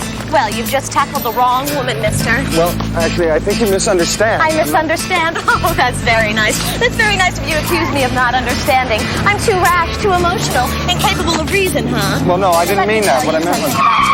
When I want something, I ask. When someone says something, I listen. I don't grab people and throw them to the ground when they're trying to learn French. And if I do, well, I at least apologize. Well, I'm terribly sorry, but you misunderstand. You see, you were about to be hit by a truck. Oh. Why didn't you just say that in the first place? After all, I'm not a mind reader.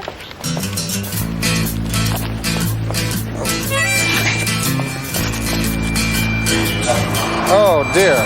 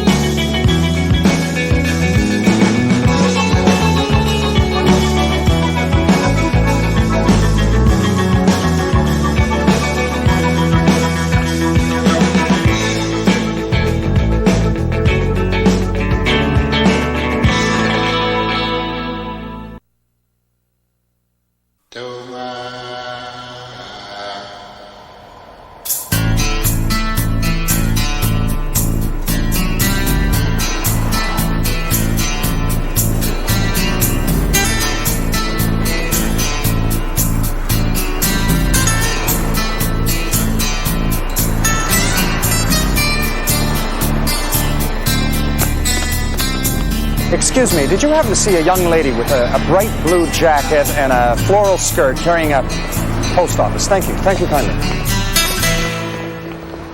Oh, that's very kind of you. Excuse me, you don't mind if I cut in, do you? I'm getting married tomorrow. Oh, thank you. Excuse me. Oh, hello. This is that man I was telling you about. Hello. Would you mind if I went in front of you? You see, I'm getting married tomorrow and I'm running very late. Oh, thank you. I'm afraid that you have my letter. Your letter? Oh, no, these are my letters. Don't you remember they fell when you tackled me? No, you see, I had a letter also, only my letter didn't have a stamp on it. Oh, well, then you're in the wrong line. You buy stamps over there. Excuse me, sir. Yeah, go ahead. Oh, thanks. No, actually, you don't understand, or rather, let me think of another way of saying that. Excuse me. Yeah, sure. You see... Hey, wait your turn, buddy. You know, I really don't think you should be cutting in front of all these nice people. They were generous enough to let me pass, but I'm afraid you're upsetting them. Oh, here, I'll mail it for you. Well, that's very kind of you, but actually, I need my letter back. But you just gave it to me. Just a second. This is my letter. Well, yes, it is. What were you doing with my letter? Oh, you're following me, aren't you? Exactly. Oh, well, that's very flattering, but I have to tell you that I'm already spoken for, and I'm afraid my fiancé is very jealous, so I think it's really best that we don't see each other again. I appreciate this, Ray. Let me get the door for you. Look, he's a Mountie, okay? Mounties do not lie. If he says it's his letter, it's his letter. I don't care if he's Sergeant Preston. He's not getting the letter. Ray, perhaps... Benny, let me handle this, all right? Let me see your driver's license, pal. I look like I'm driving. Look, once a letter is deposited, it becomes government. Are you looking for a letter from the Canadian consulate? Yes. From its designated destination. Oh, no, I wouldn't want you to get in any trouble. I get off at 4. Well, then I won't keep you. You must have a lot to do. Thank you kindly. So many times do I have to tell you? It can't be done. Yeah, well, if I find your mail truck parked in front of a hydrant, don't expect me to cut you any slack. There's absolutely no way to get that letter back. It's all right, Ray. How did you do that? Did I mention it was my day off? Several times. Consulate line is still busy. I thought I did, but then I became confused when I found myself driving around delivering mail. Well, this isn't just mail, Ray. This is a highly sensitive Canadian government document. Oh, you guys planning an invasion? Well, I'm not entirely sure. I think I may have said too much already. Yeah, well, don't do it today, all right? Because I'm going to be sitting on my couch enjoying the basketball game, and tip-off is in exactly 5 minutes. 746 West Lakeside Place. That wouldn't be on your way home, would it? No.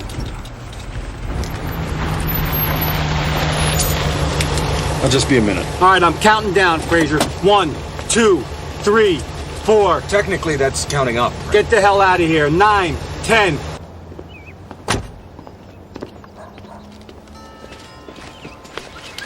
Easy place. Third delivery today. I don't understand what the problem is. What are you doing here? I am as surprised as you are, ma'am. Delivery for Alice? Where do you want it? Oh, anywhere. Please, you have to go away. No, of course not you. You are away. Do men understand nothing? Allow me to explain. I have a letter. Oh, the one you accused me of taking? Yes. You see, you had it all along. Well, let's just say you apologized and leave it at that, shall we? No. You see, I have to deliver it into the hands. You want to give it to me? Oh, no. We've been through that already. I'm not going to take it a second time. Yes, I'm still here. Listen, we both know why you're doing this. And if I was available, I might be intrigued, but I'm not, so you'll just have to leave. I honestly didn't know that this was your address. Don't be ridiculous. It's written right there on the envelope. Ma'am, all I want to do is deliver this letter and... All right, I'll take your letter, but no matter how well it's written, I'm not going to change my mind. I'm getting married tomorrow. Yes, I know you know that. All right, I'll be there at 2. Oh, but just give me your number in case I get lost. 555-0866.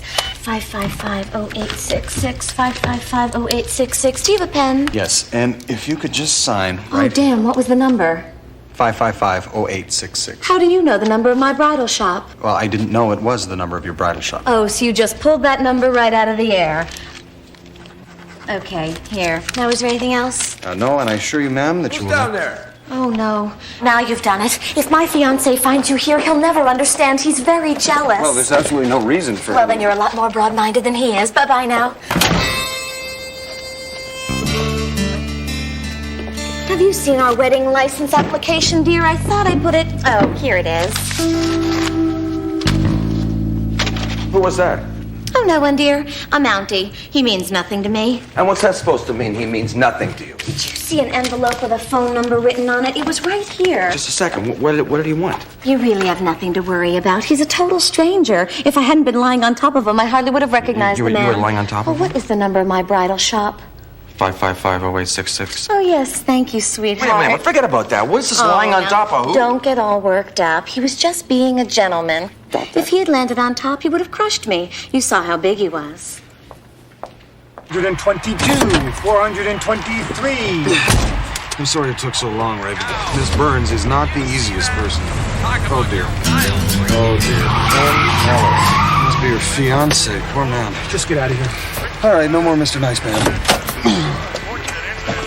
Now, see, there you go again, jumping to conclusions. You really have to work on controlling your temper. Come on, a guy picks you up in the street. I have a right to know who he is. Is that asking too much? Dear, if I knew his name, I would tell you. You don't even know his name. Well, I really didn't think it would be appropriate to ask. After all, I hardly know him. And I did have a few other things on my mind. I mean, we are getting married tomorrow. I just want to know what happened, okay? What happened? Nothing, dear. But if it'll make you happy, I promise I will never see the man again. Ah, Miss Burns, I just realized I made a mistake in delivering that letter to you. So now the guy's sending you letters? No, if I could Don't explain... you lie to me. You just said you gave it to her. I'm sure it's just an innocent infatuation, dear. Isn't that true? No. What? Really? How long has this been going on? Well, just since this morning. If you don't believe that, I really don't know what else to say. Oh, there's my cab. Will you please explain it to him? I would like to explain it to someone. Thank you. You see, sir, all I'm attempting to do is deliver a letter to you. And give me the letter. Oh, dear. She took it with her, didn't she? This really is not going particularly well. If you'll excuse me, sir, I have to pursue your fiancée, otherwise I might not be able to catch her. And I thank you kindly for your patience. Ma'am. We have to follow her. Who? She's in that cab. We can still catch her.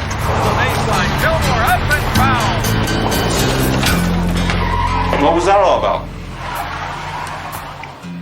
Follow her. Oh, come on, Nigel, not again. If there's nothing going on, she's got nothing to worry about, right? Just follow her.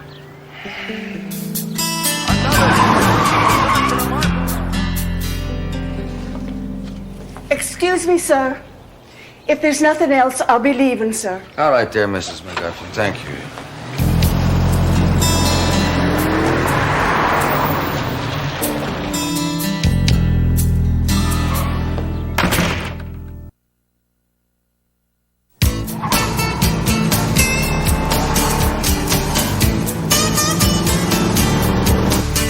I think she's just up ahead. Frazier, why are we following this woman? You delivered the right envelope to the wrong person at the right address. In my book, 2 out of 3 is pretty damn good. The consulate line is still busy. Marco drives out. Did you see that? No, I didn't see it. Why? Because I'm not at home, that's why. Here, give me that form. I'll sign it. What's his name? N.J. Ellis, but I don't think that would be acceptable. Nigel J. Ellis? You know him? Yeah, Ellis Disposal. The guy's dirtier than the garbage he hauls. Toxic spills, illegal dumping. We've tried to nail him, but he's got so many politicians in his pocket, he walks with a limp. I can't believe that's the guy you're delivering the invasion plans to. I can't believe it's the same person. Oh, there she is. I promise you, I won't be more than a minute. I'm not sure I can even describe it. Commentate! You're a commentator!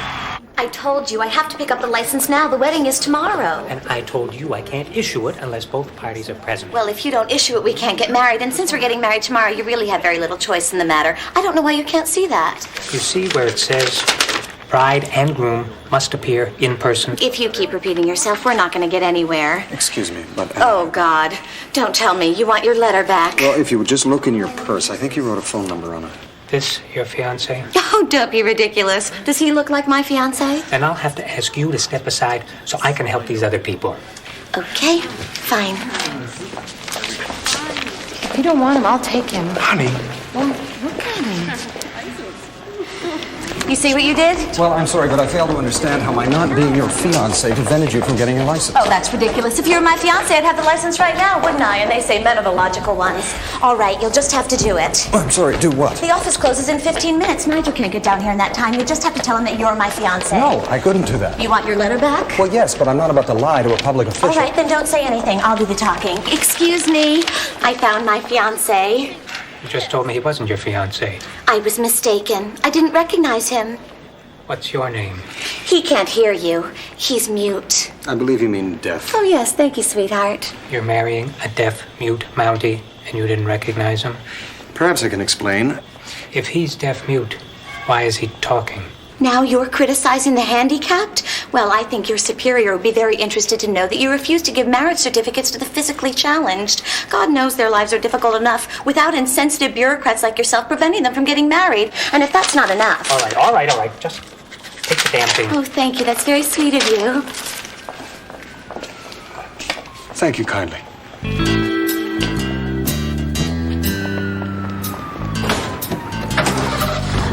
Excuse me, ma'am. You forgot to...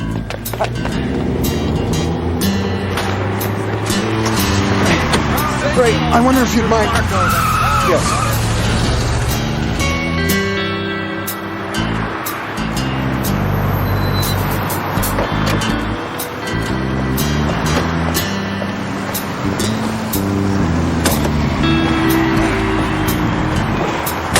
If you want to go home, Ray... No, I'm having the time of my life. I should be just a minute. Oh, no, I probably won't. You better go home. No, Ray!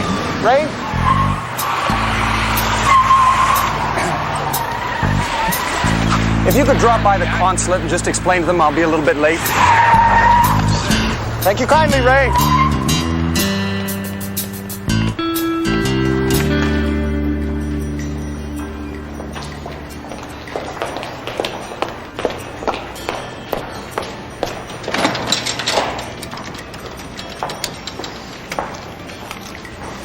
Yeah. Nigel, it's me. Yeah, she's alone. She's here and she's alone. Now, can I get out of here? I'm telling you, it's a waste of... Yeah, fine. I'll stick around. Yeah.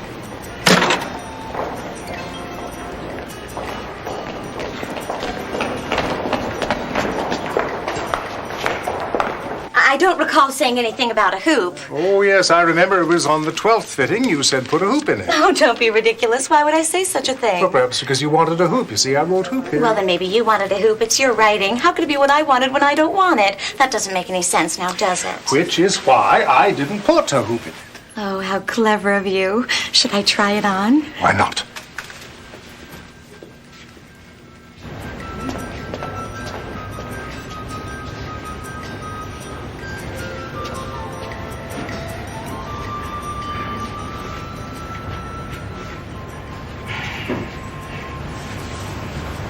May I help you? Yes, I'm looking for a woman. A particular woman.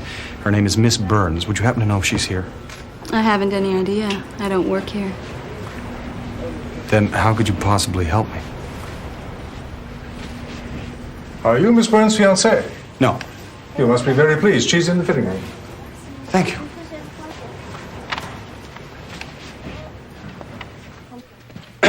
Miss Burns, it's Constable Fraser. You know, there's a very thin line between persistence and obsession. Well, I'm afraid that you forgot to give me the letter. Oh, no. That man works for my fiancé. Which man? Oh, this is not good. This is not good at all. Miss Burns, it's me, Perry. Which Perry is that?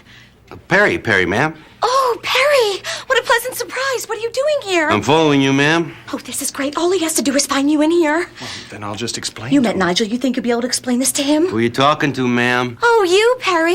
There doesn't seem to be any other way out of it. Get under my dress. What? Get under my dress. You want me to get underneath your wedding dress? Yes. Isn't that bad luck? Will you hurry up? Oh, no, I'm quite sure most folklore and If legends... Nigel finds you in here, he'll kill us both. Right.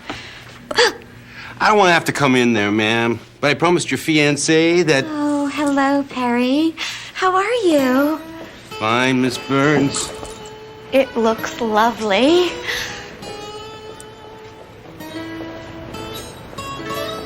I just want to see how it moves.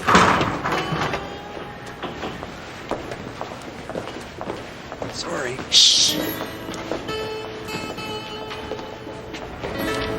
Miss Burns, you'll have to steer. I have my eyes closed. Shh.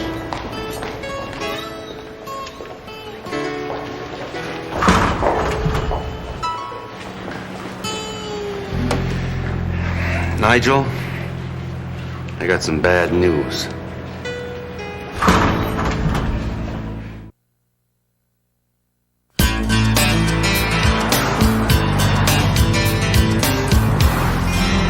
Is he following us? I can't see anything.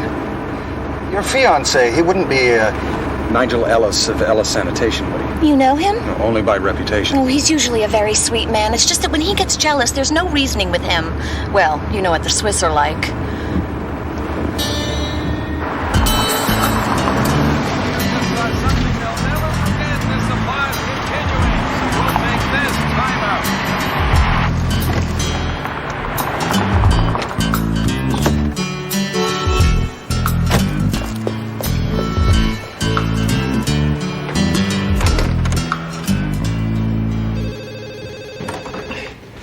Canadian Consulate du Canada. Bonjour, please hold. Attendez, s'il vous plaît.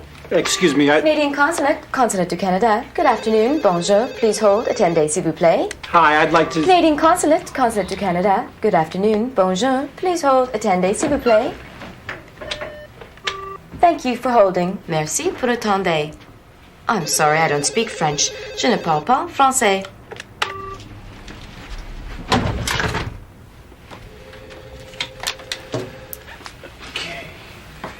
Dear Canadians, Constable Fraser will be a little... Guests are going to start arriving any minute. Where the hell is he? I have been trying to reach him, sir. How long does it take to do one simple task? He said he'd be back soon, sir. Well, if he's not here in 5 minutes, he doesn't have to bother showing up at all. No more excuses. I will not be made to look like a fool.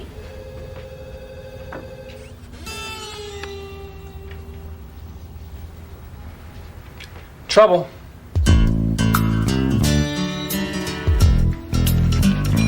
I have the Emperor's clothes.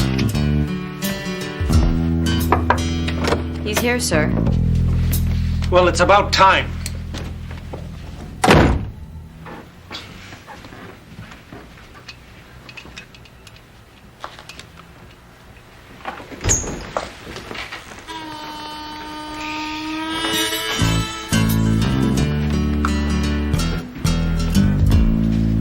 I can't believe he had me followed. I mean, what does he think? I'm going to run off and have an affair the day before we get married? I've never given him one reason to suspect me. Well, I'm not sure that I was entirely hidden underneath your dress. I mean, even if I was a little attracted to you, I haven't acted on it, have I? No, you've been... but you see, this is something he could possibly misinterpret. I mean, not that I am attracted to you. No, I understand. Oh, so what am I going to do? I can't go home until he calms down, and we can't just keep driving around. Well, you must have some friends. In Connecticut. What about family? Hong Kong, Gstaad, Portofino, and Terminal Island.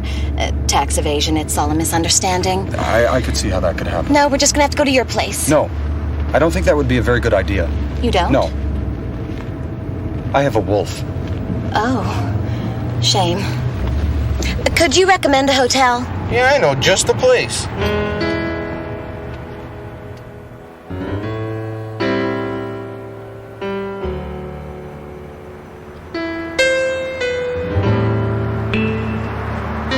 I really thought it was much closer.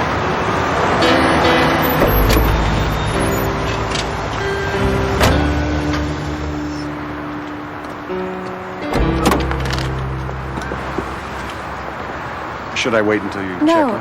that's okay.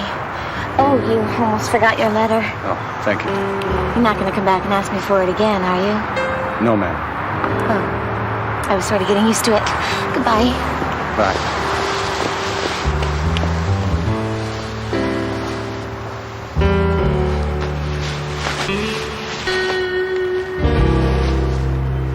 Thank you.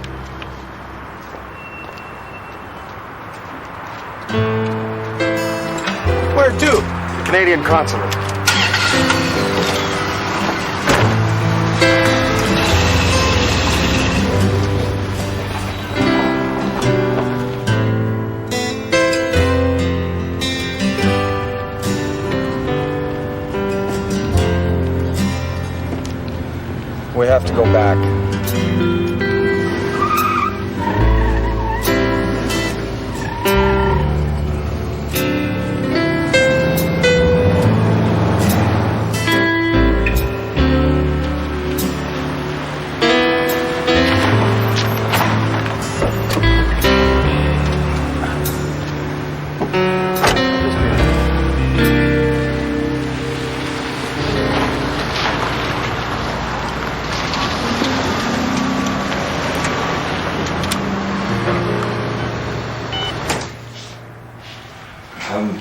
I believe you have a Catherine Burns registered here. I figured you'd be along soon. Can't have a honeymoon without the groom. Oh, no. I'm not the groom. My name is Constable Benton Fraser, Royal Canadian Mounted. The Mountie and the Damsel in Distress. My wife and I used to play that. Perhaps if I showed you my ID. No need. I booked you into the honeymoon suite. Heart-shaped waterbed, private lava pool, and complimentary champagne and oysters. You see, it says right here, RCMP. Nice touch. No, you don't understand. No. Have a good night. Thank you.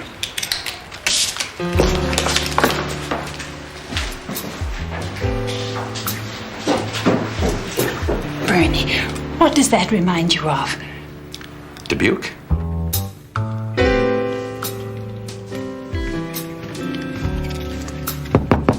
Miss Burns? I don't need any more champagne, thank you. These two are quite enough. No, it's me, Constable Fraser. I'm afraid you gave me the wrong letter. Oh, I was hoping you'd say that. No, I I think you're misreading. Where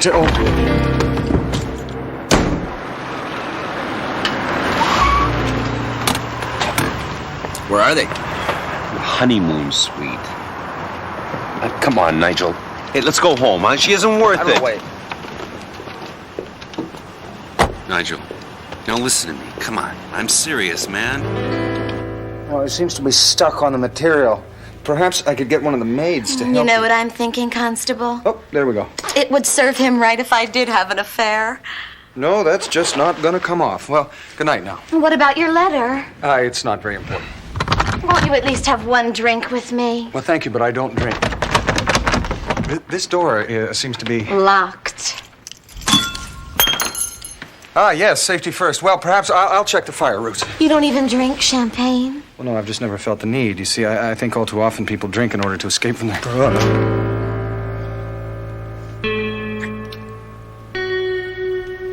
Well, perhaps just one bottle. That one's empty. The other one's beside the bed. Well, we really should discuss this. You see, at times of emotional stress, people tend to act irrationally. You seem to be under a lot of stress yourself. Well, that may be so. So you may be acting irrationally. Oh, dear. I think you lied about my zipper.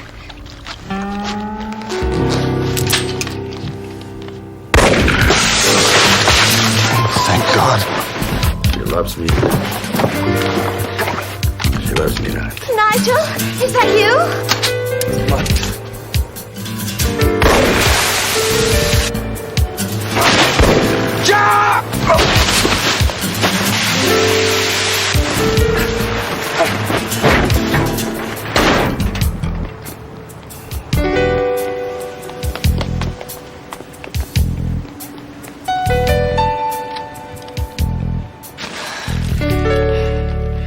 I think we're safe.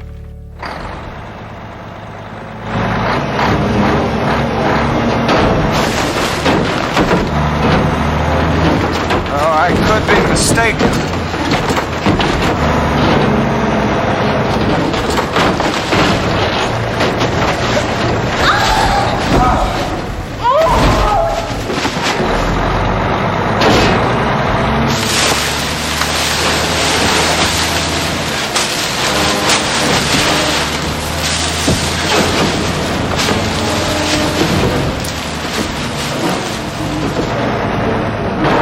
I think the worst of it is over. Take a coffee break.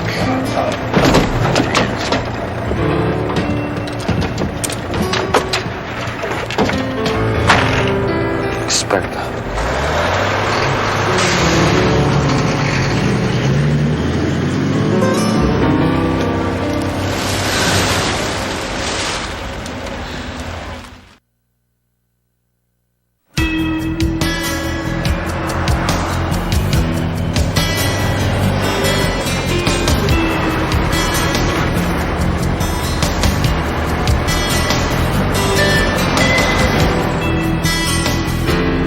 My mother wanted me to wear her wedding dress. Of course, always the rebel. I had to go out and have my own made. Now look at it. Well, you know, dry cleaners can do absolutely nothing with that. I can't believe I'm spending the eve of my wedding riding in a garbage truck with a total stranger I just tried to seduce in order to escape being shot by my fiancé. I mean, it doesn't get much worse than that, does it? Well, unfortunately, it may. We haven't picked up any more garbage. Oh, not having garbage dumped on top of us is a bad thing? In our case, yes. It means the truck has finished its rounds and it should be returning to the city dump, which means it should be going due south. Like my life. But we've been traveling consistently northwest. I think someone has commandeered this vehicle. Oh.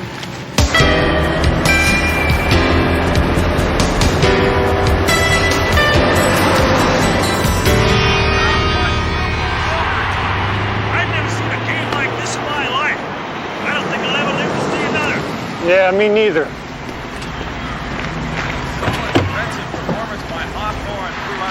You know what the score is? Shut up and get inside. Come on, ain't got all night, let's go!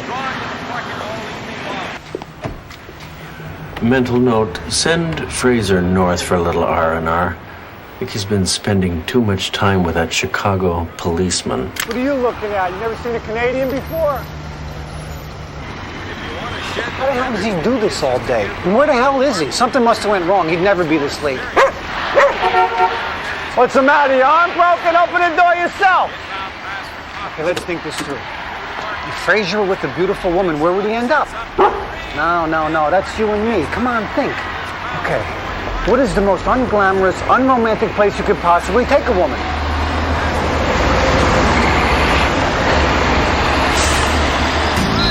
Oh, come on, the garbage truck, not even Fraser's that. Hold on, Benny!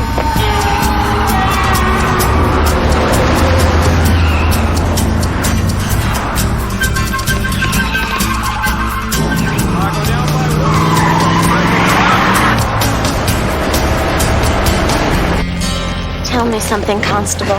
Why is it everywhere I go, disaster follows? Maybe it's the company you keep. I sure know how to pick 'em, don't I? Well, I don't really know Nigel, so it wouldn't be fair for me What to... is wrong with you? A man is trying to kill you. You're supposed to hate him. A woman throws herself at you. You're supposed to do something. Miss Burns, you are engaged to be married. Were you always so good and honorable and perfect? And what the hell are you doing? It's just a loose thread. You wouldn't happen to have a pair of scissors. No, of course not. Just yank it off. Well, the button might fall off. It's a button. Take a risk. All right.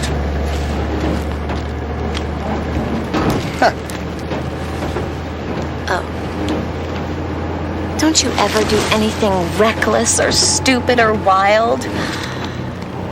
No. Well, no. I guess that's what first attracted me to Nigel. He was just so dangerous. I can see how you'd find that exciting. On our first date, it was January, and we drove to Atlantic City with the top down. He took me to this high-stakes crap game in the back of the bar, and we drank much too much champagne and ended up jumping off the pier with all of our clothes on. It was just... It was romantic.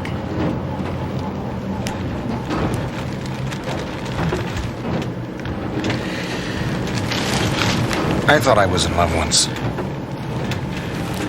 And then later I thought maybe it was just an inner ear imbalance. We spent an evening snowed in on the side of a mountain watching the northern lights. It was probably the most dramatic moment of my life. But in the end, I realized I'd learned two things. The first is that it's easier to think you're in love than it is to accept that you're alone. And the second is that it's very easy to confuse love with subatomic particles bursting in the air. Well, I also learned I should have my ears checked more regularly. It's funny, the things that attract you to somebody.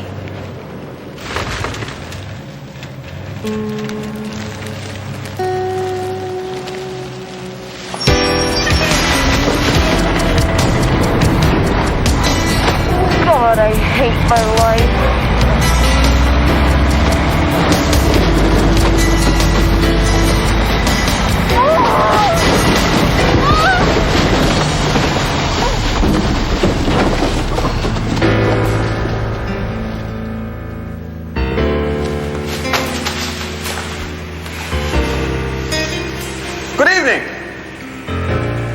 Got a lot of nerve for a Canadian. Ah, yes. And it's quite reasonable that you would be angry given your understandable confusion, but... I love him. No, she doesn't. Yes, I do. No, she doesn't. She's just angry and attempting to make you jealous, which at this particular moment would seem to be a rather poor choice. You know what? It worked. Whoa!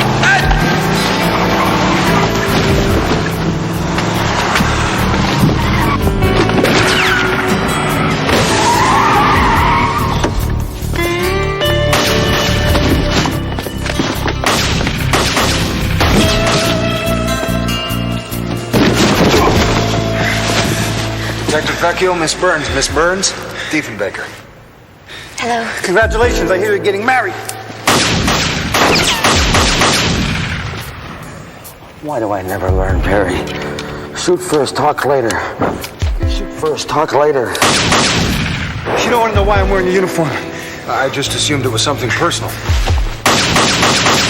Come on, Nigel, there's 3 of them now. What are you gonna do, kill them all just because some woman was running around on you? Yeah. Why don't you learn?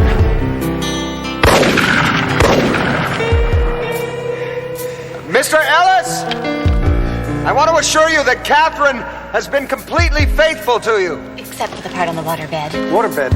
Ella's entirely innocent. Yeah, big shock there. Unfortunately, if you don't believe this, there's nothing I can say to convince you of it. What, no Mountie stories, no Inuit tales? You can never know what is in another person's heart. You can only know what is in your own, so look inside your heart, Mr. Ellis. Do you love Catherine? Well, why do you think I want to kill her? That's it? Well, unfortunately, there's nothing you can do to prove a virtue, Ray. I'm out of shells. Give me your gun. No. Sick, give me your gun. No. He's not going to listen to reason. How many bullets do you have left, Ray? 1. I'm not shooting my car. I blew up the last one for you, and I'm not doing it again. Well, actually, that's not what I had in mind. Good, because I wasn't going to do it anyway. Well, I know that, Ray. What I had in mind is you and I creating some kind of diversion. Well, Catherine made a run for that chute over there and slid down a safety. Unfortunately, you're out of bullets. I lied. Oh, well, in that case, do you think you can get a clean shot of the rear bumper? No. I said, no. Now, what if they look up here and they see us like this? What are they gonna think? Here's what we're going to do. On the count of 3, I'm going to come up shooting. You throw a head of lettuce or whatever it is you do, and the lady runs for the log ride. You ready? 1, 2. Oh, this is ridiculous. 3.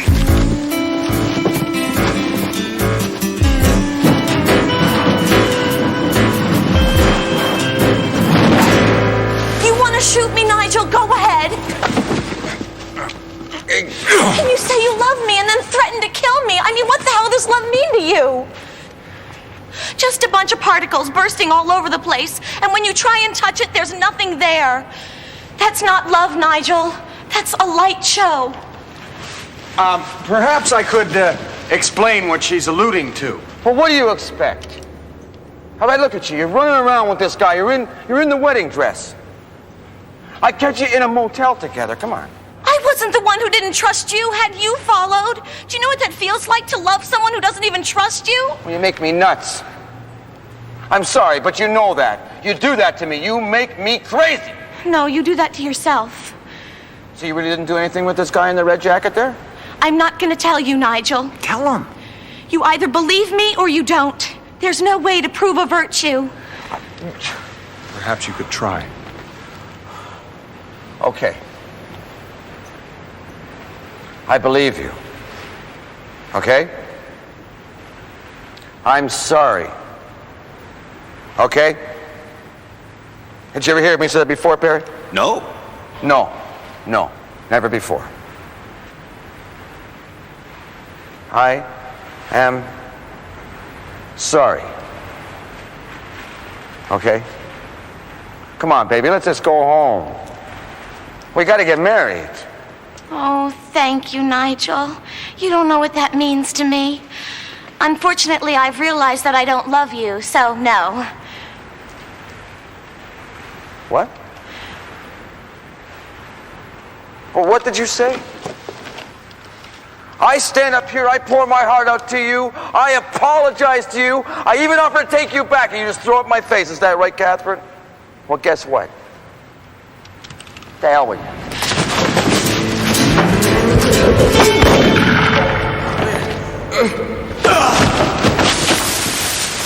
Hey, I'm just along for the ride. Can't believe you threw your hat. Well, it's feeling incredibly stiff and grim, especially specifically. Yeah, we're in the middle of a crisis and you throw your hat. I'm sorry. Hey, look what I found. Remarkable.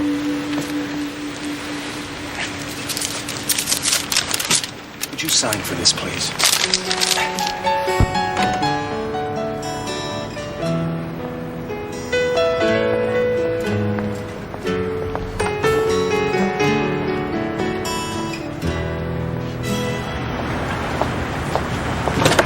Good night, men. Good night, sir.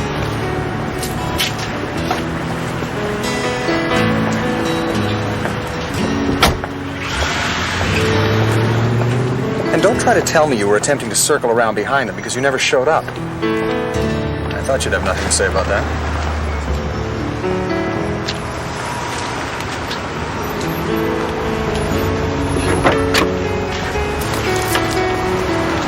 Am I too late? No. No, I think the band is still playing. Nigel couldn't use it. I was hoping maybe I could steal you away for a dance. I'd love to, but, Duty calls? such as it is. Well, maybe another time then.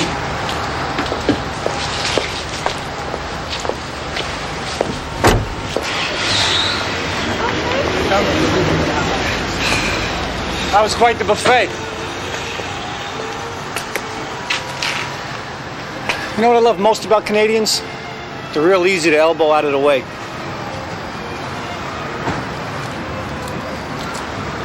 What are you doing? Just a loose thread. You wouldn't happen to have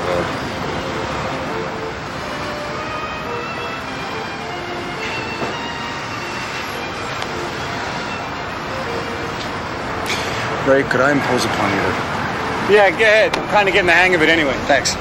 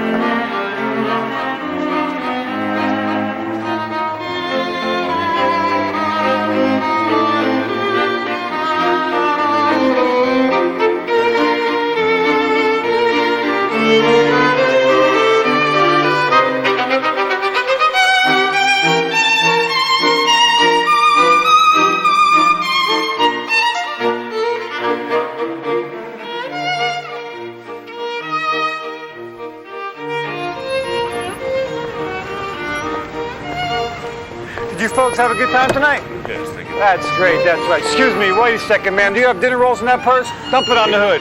Yes, sir, you up against the car. Come on, empty your pockets. Let's go. High winds north and the sky will carry you away. You know you have to leave here. You wish that you could stay. There's 4 directions on this map, but you're only going one way. Due south.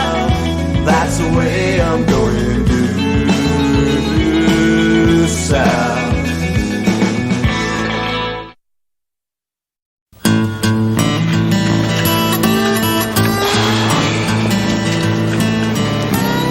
It's my cell phone. I carry it with me 24 hours a day. Imagine meeting someone over broccoli. I know, what are the odds?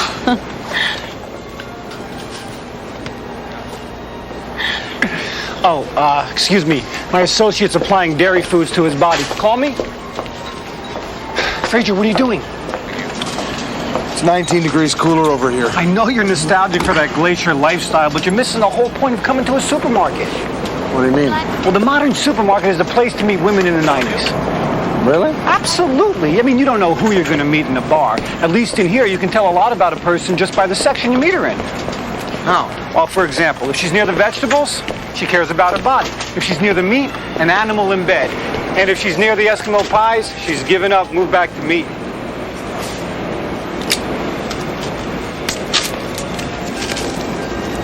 Oh, no, you're putting beef on your nose? Stop that. This meat is bad. Well, that's a shame because it looks really good on you. Why don't you dab a little pork behind your ears? So's this one. Please hurry, my boy is sick. He's in danger. Please hurry. Going as fast as I can, lady. Mi hijo, su estómago tiene fiebre. That's nice. You know how much this was? No.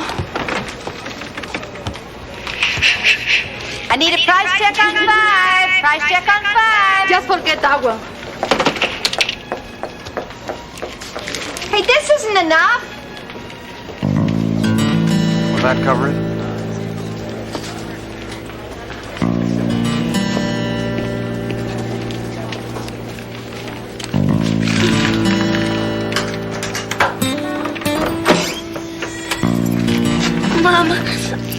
Mama. He's burning up. He's so hot. He's getting worse. Call 911. They're on their way.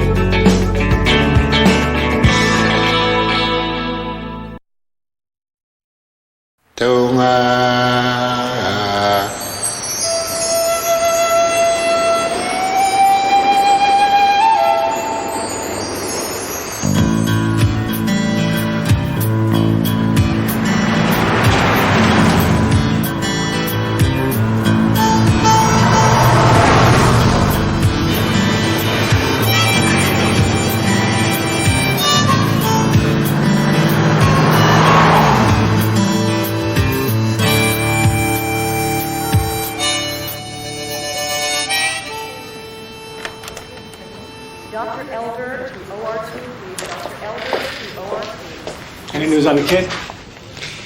They pumped his stomach. I think they got to him soon enough. He should be okay. Good. Because I have a feeling I'm going to have to rush off here on some urgent business. Hello, Miss Broccoli. Mom, what are you calling me on my private line for? Of course I got the Parmesan. Ms. Gomez. Yes? All right, there should be no permanent damage. Oh, thank you, doctor. Thank you. Wow, Elliot just made Chicago All-Stars in soccer. Great. Now, we may never know exactly what caused this, but it looks like food poisoning. Probably you left some meat out too long. No, that's not possible. I would never do that. I'm here. Are you Mrs. Gamez? Yes? Can we use your office? Don't be too long. What does she mean? Well, I had to call Child and Family Services. They just want to talk to you about a few things, all right? Hey, little guy scored 3 goals in the first period. This way. Excuse me, doctor. I'm Constable Benton Fraser, Royal Canadian Mounted Police. Oh, what's your connection here, Constable? I'm just trying to lend a hand, sir. He does that a lot. I think you're right about it being food poisoning, sir, but not from food that's been left out too long. I believe the little boy ate diseased meat. And why do you believe that? Olfactory analysis. You smelled it. He does that a lot, too. I took this from the trash in Mrs. Gamez's apartment, and I thought perhaps you could... There's not enough there to analyze. Constable, I appreciate your concern, but, frankly, I think we're dealing here with a woman from South America who's used to a different level of hygiene. I had no choice but to make the call to protect both the children and the hospital. El Salvador. What? They're from El Salvador. I'm sure they are.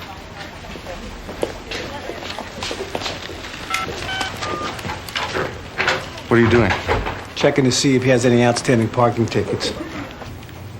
I noticed that our office has been in contact with you before, Mrs. Gamez. That's right. 3 complaints by a Mr. Tagister. The landlord, he's trying to get us to move so he can rent my apartment for more money. And you have 3 other children. Mr. Gamez is not in the house? No. You must have your hands full. I just have 2 kids and they make my head spin. My eldest daughter helps me. She's a very good girl. Well, it's certainly understandable that a mistake can be made. I didn't make a mistake. Your refrigerator's broken? Mr. Tagister won't fix it. You do understand, Mrs. Gamez, that if you don't keep meat cold... I only buy enough to use each day. Why do you think your other kids didn't get sick? They ate at the neighbors. What did they have? I don't really know. Okay. That should do it for now. What do you mean for now? Thank you for helping me. You're welcome. I bet you've never seen a real detective's badge up close. This hat is so cool. How about a taser? What is it? Didn't make it that I hurt my Mario. That I make him sick. Ray? Yeah, I gotta get back to the office. Welsh has been all over me. All right. I know somebody who knows somebody. We'll get the food inspector on it right away. I promise you, ma'am, nothing bad will happen. Bless you. Look, you can reach me or the world's nicest person through this number. See you soon, Mario.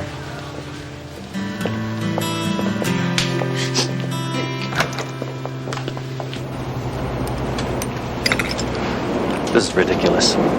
I've got 12 stores. Never had any complaints about my meat. He's right. All of this meat is healthy. Are you sure? My friend's nose has been in some strange places, but he's never been wrong. I'm quite sure.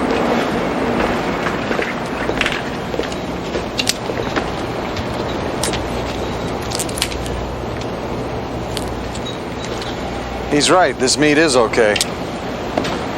It's also been changed.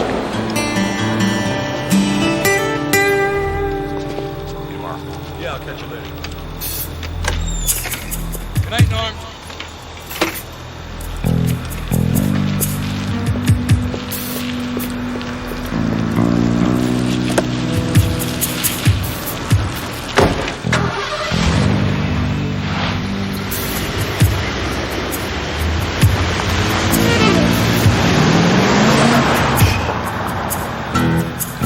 We don't have a warrant. We don't even have enough evidence for a warrant. We don't need one. 100 pounds of ground meat does not just enter a supermarket and then leave without a trace.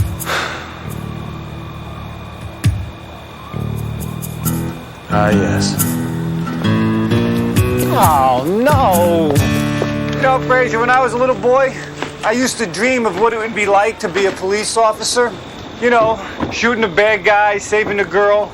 Being knee-deep in day-old chicken heads looking for tainted meat was never a part of that dream. Check that container there. Why? If they wanted to hide something, they just wouldn't have dumped it in here. Well, perhaps not this time. But garbage has a history, Ray. It always leaves something behind. Yeah, and most of it seems to be on me. You know what really annoys me? Why am I covered in crud and you look like you just got back from a hand laundry? I don't know. I've always been this way. Ciao, it's Raimundo. Ma, I did not forget the lettuce, okay? I got it right here. You see a head of lettuce anywhere? Ma, no. Yes, I got, look. No, I gotta go. Fraser's picking lint off me again. All right, bye. Thanks, but I don't think it's gonna help. It might. What is it? Parasites. Those were on me? Yes.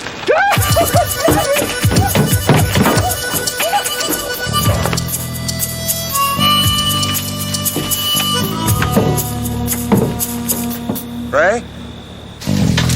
These things wash you up, right? Parasites? Yes, of course. Although there's always a chance that they laid eggs. More stove! Give me more stove!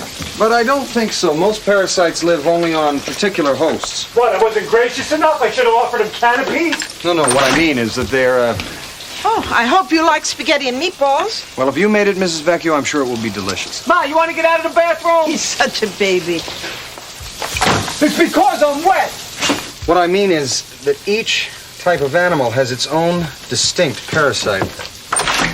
Oh, sorry, I didn't know you were in here. Didn't know. She's been standing in the doorway, timing it so you'd be undressed. You are such a liar. I am naked in here. Does that mean anything to anybody? Shut up!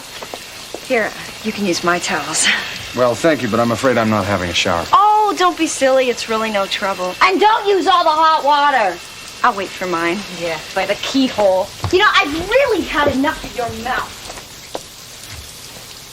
I could be wrong, Ray, but I've never seen this parasite in beef. Or pork, for that matter. I have a question for you. Hey, man! Shut that off! What are you going to do to become a mountie? Well, Tony, there's a whole battery of mental and physical tests you have to pass. I can do that. You can't turn on the big screen without getting winded. Who are you, Jane Fonda? In fact, Ray, the only animal I've ever seen this on, it was horse meat, Ray. I don't know. These meatballs don't seem quite right. I don't know if it's the oregano or the garlic. What's missing? Beef. No, where'd you buy that meat? Pettit's Food Town. I think I know what's wrong. No, my daughter's dog food. Dog food. Possibly diseased. Move out of my way! No, Ma, that was happening. What am I going to do for dinner? I'm about to let Joe pick mine. I'm afraid I was too late to get a specimen. You know, this meat could be everywhere. Hi, it's Vecchio. Yes, Mrs. Kamezzi's right here. Hello, Miss. We'll be right there. We'll be right where? I can't go like this. Stop them, please, stop them! Excuse me, why is this happening? We did a surprise inspection. There's no hot water. The landlord won't fix the heater. There's evidence of vermin. I beg him to call the exterminator. Please don't take my children. Mrs. Gamez, your boy could have died from that meat. Well, I may be able to shed some light on that. Frankly, we believe her children will be safer under our umbrella right now. I'm sorry.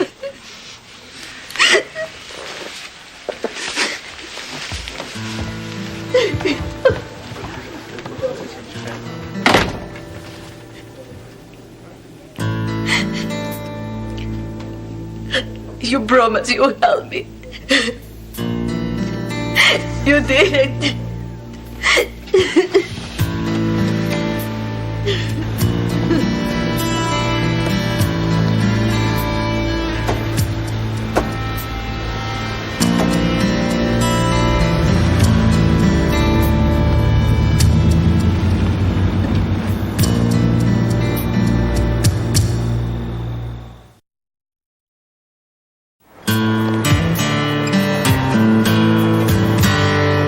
No, I understand that. Yeah, well, she should at least be able to see her kids. Right? All right, well, how long will you be considering this? Yeah, well, thanks. You have a great day, too. Hey! Your deaf wolf just ate my jelly donut. He doesn't like donuts. Yeah, well, maybe not yours. Come here. I know you did it. Vecchio, how you doing on that drugstore homicide on Pulaski? Well, sir, you see, I'm putting together the preliminary findings, and I've been combing over them, and I'm looking for that telltale thread that's going to give up the shooter. So I can assume you haven't done anything. That would be accurate, sir, but something has come up. Louis, Louis, sir. you get the Pulaski case. Yes, sir. Oh, come on, sir. You see, I'm working on this thing. It's sort of a, how can I put it, sir? Somebody is switching dog food for beef. Dog food, Vecchio? I assigned you to a dog food case? Oh, no, sir, but I believe I have a situation happening here, sir. Drop it. Yes, sir. Dog food? Jack, why is it that you and I never come up with great cases like that? I don't know, Louis. I guess we just don't have the nose for it. Or perhaps we don't stay low enough on the ground to sniff it out. Perhaps. Come on, fellas, give yourself a little more credit than that. You're plenty low enough. Is that right, Vecchio? Yeah, I mean, sure. How else can you get your noses that lovely shade of brown? Maybe you and I should get together after work. I don't think so, Louis. I got dinner plans. Forget it, Louis. Come on. You see, this is why... Hello? This is why I don't like to help you, because I get humiliated. Well, I'm very sorry about that, Ray. I'm a police detective. I don't know from horses, all right? Give me pimps, give me drug dealers, give me something I know how to find. I heard you were asking about horses. I did some checking, and there's a major auction going on today at the grounds south of Arlington. I thought you'd want to know. Thank you very much, Elaine. And what is it do we have to go on? One little lousy bug? Has it ever occurred to you that you could be wrong? You were right, Fraser. I have never seen this particular strain before, but it is definitely a kind of Onchocercus cervicalis, and it's found only in horse meat. Well, thank you very much, Mr. Madison. No. Something tells me that we're on to something, and I'm not going to let him take this away from me. A moment of your time, please, sir. Forget it. Thank you, sir. Excuse me, sir. Detective Vecchio believes that we have the potential for a major health crisis here, and there appears to be a strong indication of criminal intent. You really believe that? Yes, I do, sir. Good. Go tell the FDA. Is that a meatloaf sandwich, sir? Yes, it is. Why? Oh, well, no reason, sir. I was just wondering, does your wife shop at Pettit's Food Town?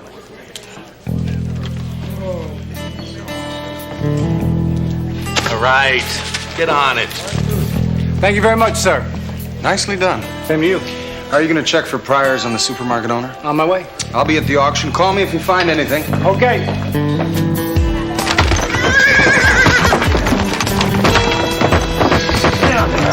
Slaughter, save the horses. Stop the slaughter, save the horses, baby. Excuse me. Stand to one side.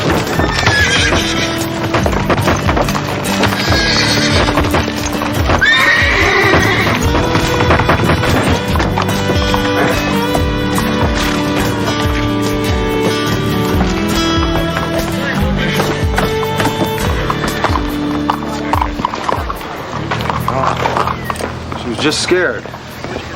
Thanks. No problem. Nice work. Just made it a whole lot easier for them to kill that beautiful horse. Stop the slaughter, save the horses. Stop the slaughter, save the horses. Thank you. Stop the slaughter, save the horses. Stop the slaughter, save the horses. Excuse me. There's nothing wrong with that horse. There's nothing wrong with half the horses they're auctioning. They're still gonna be dog food by the weekend. Stop the slaughter, save the horses, thank you. Stop the slaughter, save the horses, thank you. Got quite some printing budget here, Miss Cabot. Obviously not enough to stop butchers like you. Oh, well, then allow me to contribute. I don't want your blood money like How you do overreact. I am a businessman, Miss Cabot, and I provide a useful service. you also grind up people's pets and use them for filler. I'm the buyer, not the seller. You might save some of that righteous indignation for the seller. Yes, well, believe me, I do. Mm-hmm. You know what she needs, don't you? Oh, yes. A world where people don't value life by the pound. What? Excuse me.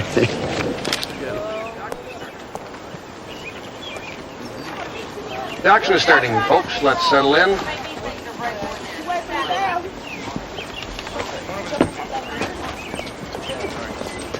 First horse weighs in at 1,088 pounds. The bidding starts at 50 and 5, 55. How about a dividend 55? How about a dividend 55? How about a dividend 55? 55 and 7, 7. How about a dividend 60 and 2? Dividend 81 with 2 and 5. How about a there 65 there and 7, 67 there now 70, 70 now and 2. Dividend 2, 3 and 73 cents and 4. How about a data 4, 5 and 75 and 6 and 7, 7, 7. How about a data 8, 8 data 9. How about a data 80, 80. How about a data 1, 80 there now 1, 81 and 2. Dividend 81 with a data 2. Sold 81 cents, Miss Cabot. This horse weighs 1180. Alrighty, how much, folks? How about a dividend of 50? Now 5. How about a dividend 55? How about a dividend 52? 5. How about a dividend 55?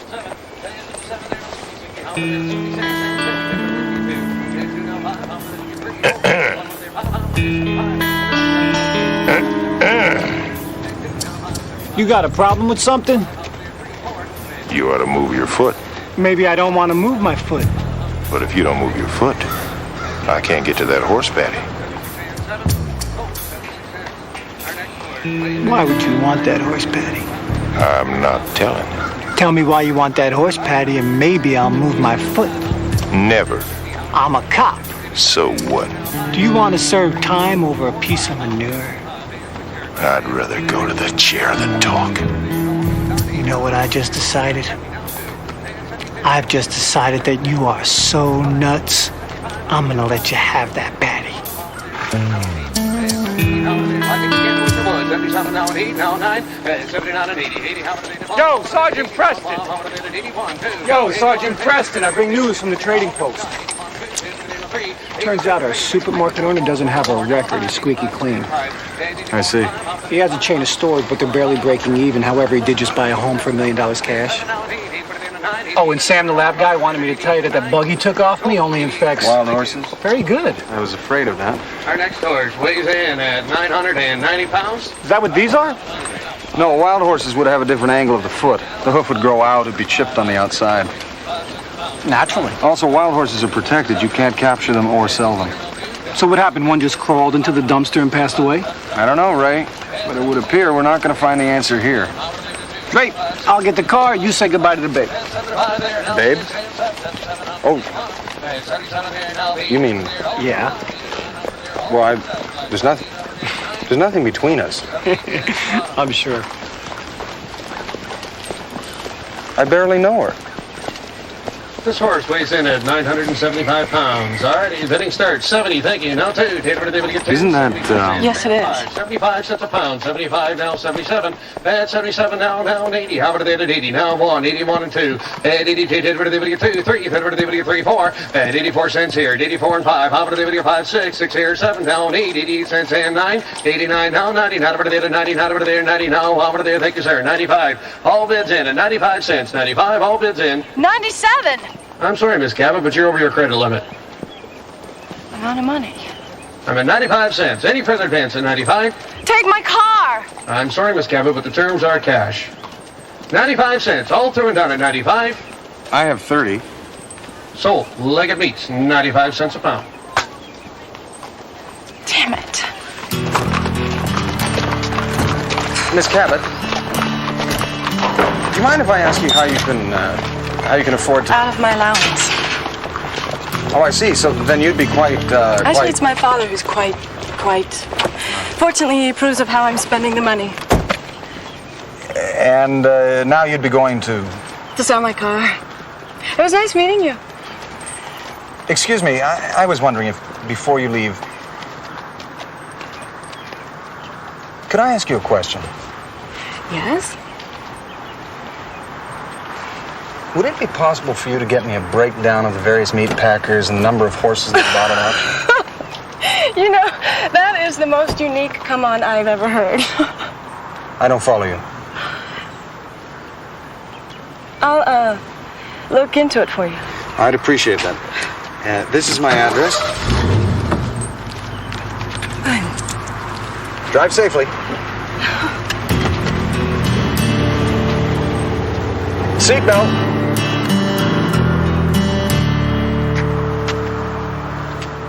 That's the guy who did it. How do you know? He looks like, that actor. What actor? Oh, well, you know how in Barnaby Jones you can always tell the bad guy because it's played by that actor that you see a lot? Yes. He looks like that actor. Trust me, they never been able to fool me once.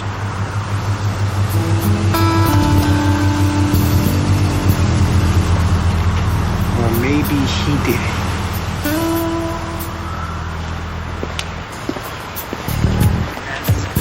Ray, what's a come-on?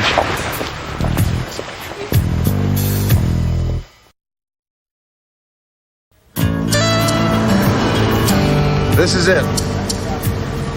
See you later. Oh, would you mind dropping by my place and checking on Deef? He's been in the apartment all day. Oh, great. I can't wait to see what I'll find. Thanks, Ray. You owe me one. All right. Afternoon, gentlemen. They tell me he's feeling much better, thank you. I get to take them to the park today. I understand there's going to be a hearing. Yes, but everything is going to be okay. I'm going to win and keep my children. I'm sure you will. I admire your spirit. You know, there's a story I keep forgetting to tell Mario. I'm sure he will have liked it. I learned it when I was a little boy. About an Inuit warrior named Nakuk, who became terrified of another warrior from a neighboring village. So terrified that he decided to abandon his home and run. And every night he would build a small hut to stay in. But each of these one-night homes was weak, and he didn't have the time to make them strong. And so when his enemy finally found him, that cook had nothing to protect himself, and he was lost. That's a sad story. Yes, it is.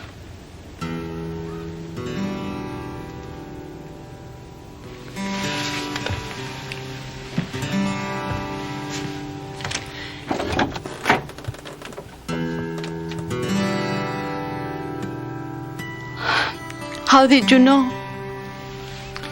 Your family pictures are gone.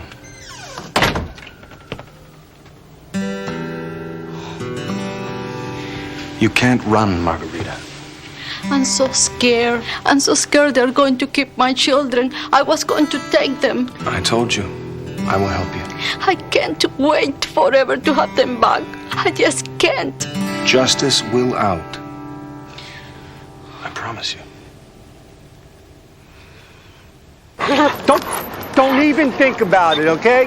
Don't even think about it, all right? Just do what you got to do so I can get out of here, okay? You know why you can't go, don't you? It's all that sugar. Remember that the next time you try to eat something of mine. This is what happens to bad wolves.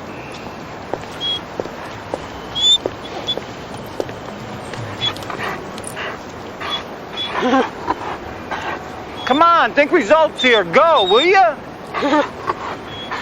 Never mind. Come on, we gotta go see somebody. Come on, we gotta go see somebody. Get in the car.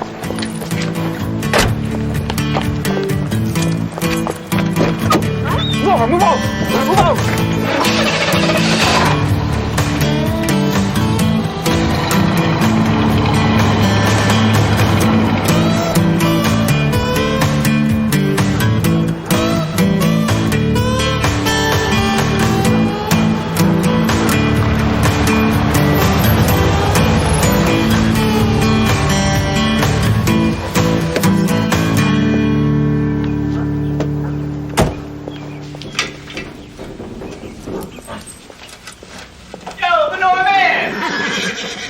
Leave me alone. Look, I just came to apologize. I should have never said you were nuts. You obviously do this for a very good reason, and you probably make a pretty good living at it, too. You're not thinking of going into this yourself? You mean scooping? I have no immediate plans. An excellent living. Really? I collect it and sell it for fertilizer. So you must really know your... Like nobody else. So where do you find it all? Stables, pony rides. But they're not my biggest source. Meat packing plants. The mother lode. Let me ask you a question. Have you noticed any subtle differences in the product at any of these various plants? I'll check my database. Great. Here's my card. Give me a call. And to show my appreciation, I'm going to point out that you missed something really nice behind that bucket there. Well, thank you.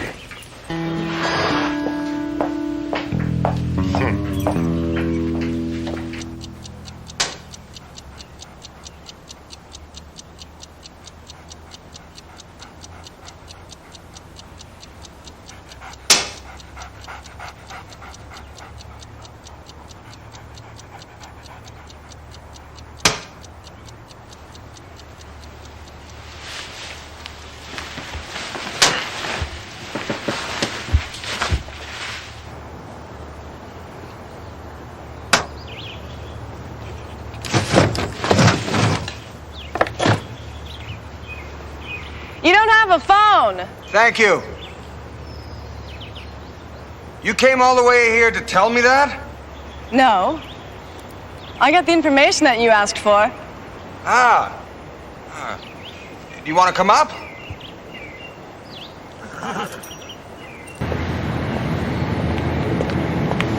You're off in 30 seconds. Let's go.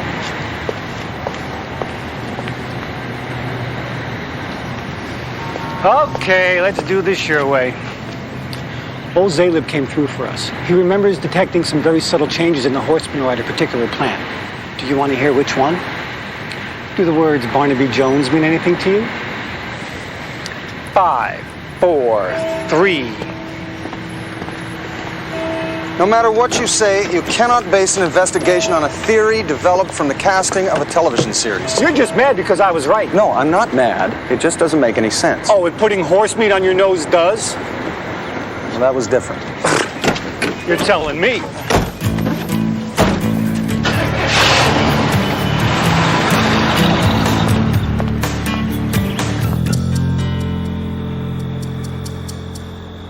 Boy, let me tell you, it doesn't get any better than this. Sitting in a car with Captain Hook watching ill-fated horses swap flies off their back. Thank you very much. They just passed inspection. No wild horses. Hey, my source can look at Palomino dung and tell you where they've been born, all right? He wouldn't be wrong about something like this. They'll be here. You just keep your eyes open.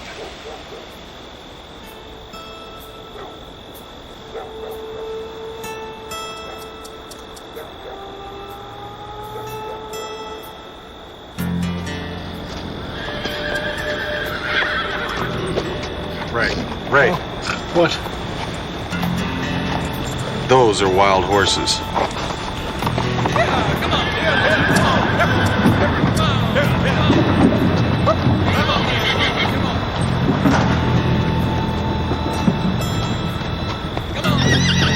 They're brought in uninspected. Their meat is mixed with a little beef, then packaged and shipped off to cooperating supermarkets. But some of the horses are diseased.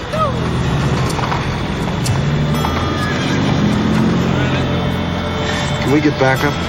On a dog food case? And we'll have to do it ourselves. Do what by ourselves? Thief, stay. Where are you going?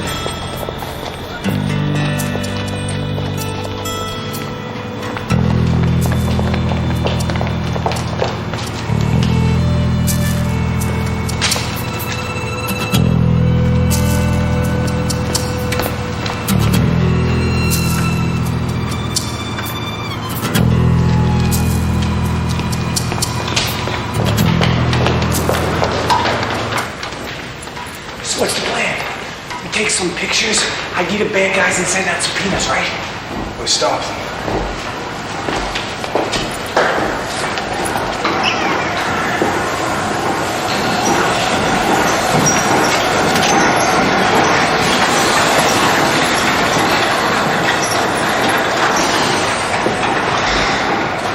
There must be 30 guys. The tide always goes out, Ray. Yeah, and always gets sucked right out with it.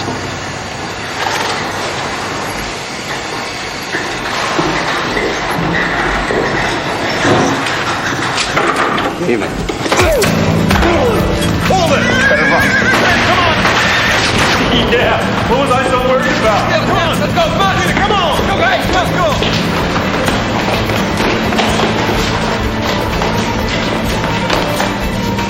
There they are! Go, Frank, come on over here! No, no!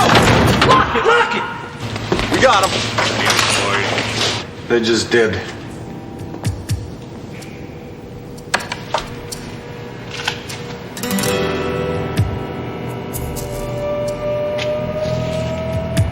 Get legged on the horn.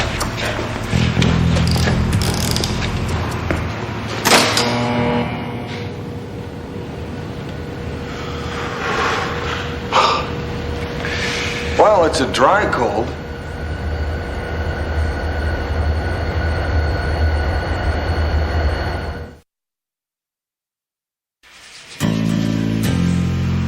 How many do you think are still out there? I'd say all 30. Man, then what are they waiting for? Well, a mob can't change directions without a leader, Ray. If he was here, they would have acted already. Ah, to hell with it. We're breaking out of here. No, I don't think that's...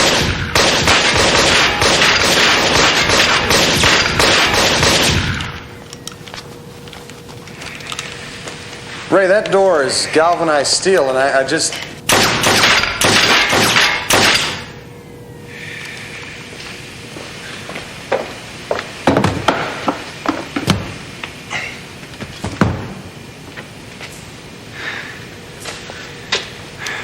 We're dead, right? Not yet. We've been in here 19 and a half minutes. The temperature is sub-zero and dropping rapidly. I'd say we have roughly 37 minutes. Oh, great. I'll just relax because I'm sure it'll come shoot us before then.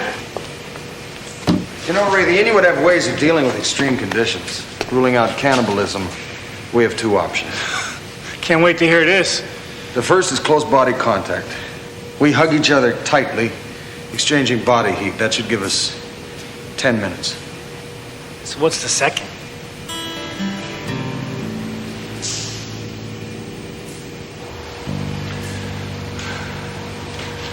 Some people die in their sleep. Others die making love to a beautiful woman. I am gonna die wrapped in meat. Don't talk, Ray. You're expending body heat. I'm gonna freeze to death inside my friend Flicka.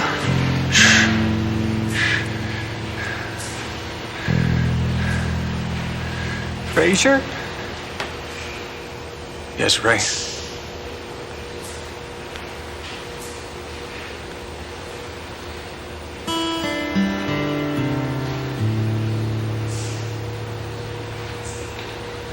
Uh-oh.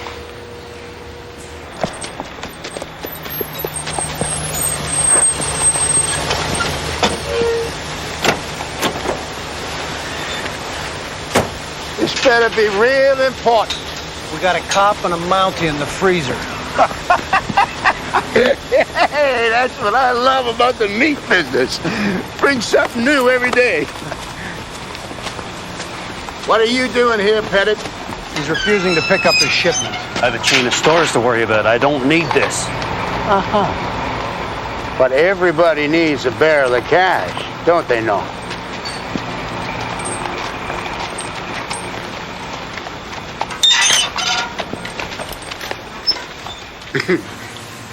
How long they been in there? Over an hour and a half. Oh, they're dead. Shoot them anyway and get them out of here. You got a problem, Norm? Sick kids, dead Mounties. Yeah, I'd say I got a problem. You want out, Norm? Yeah. Well, why not? Plenty more supermarkets, aren't there? Thanks, Vince. You got it. I do love this business. Give him and those copsicles a ride on the conveyor. And how about doing some work around here? Come on, let's go. Come on. Come on, give me a hand with him. Get him up. Go, buddy.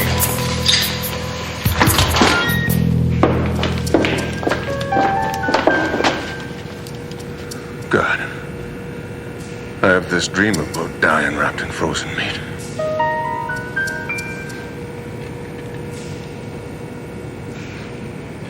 Shoot him!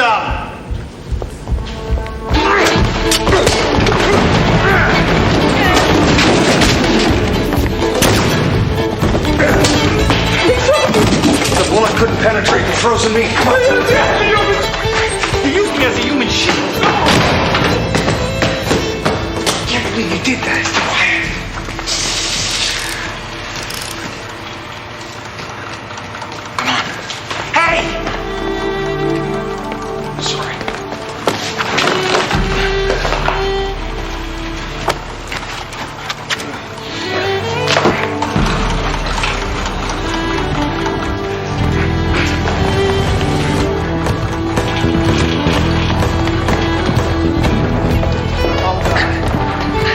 Keep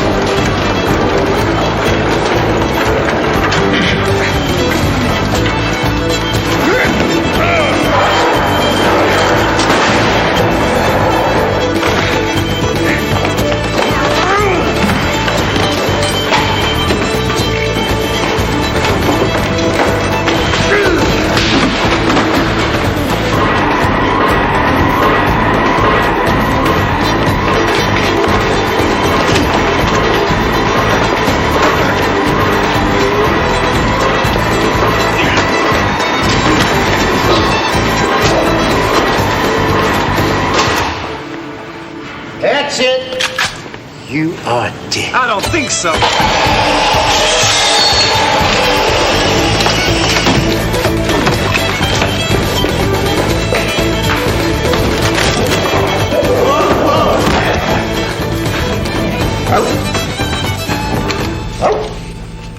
Get this thing off me! You should be nicer to animals.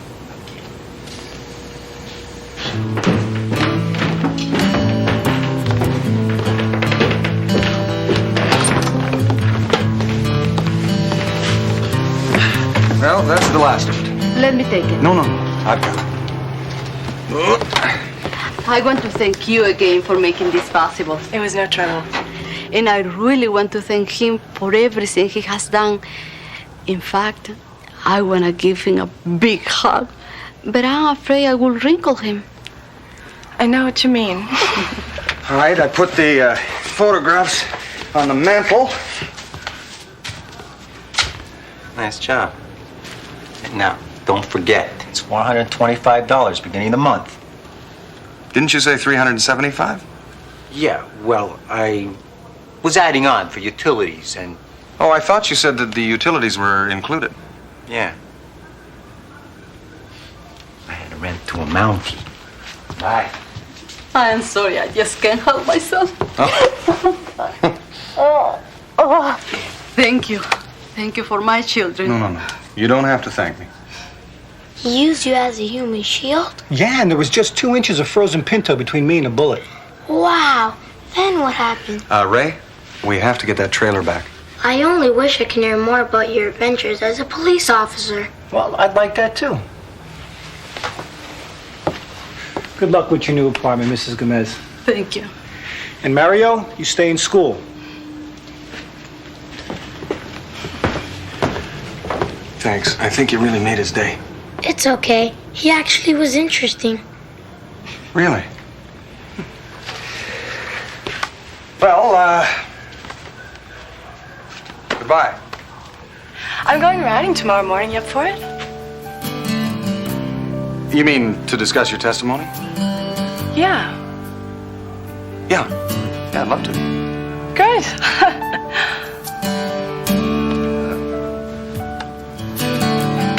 Goodbye.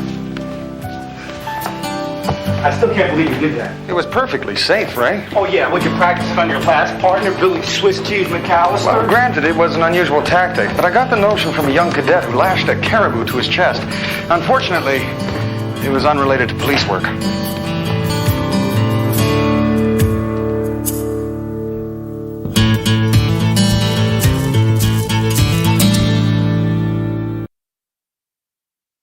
High winds north and the sky will carry you away.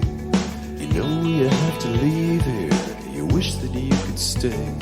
There's 4 directions on this map, but you're only going one way. To the south.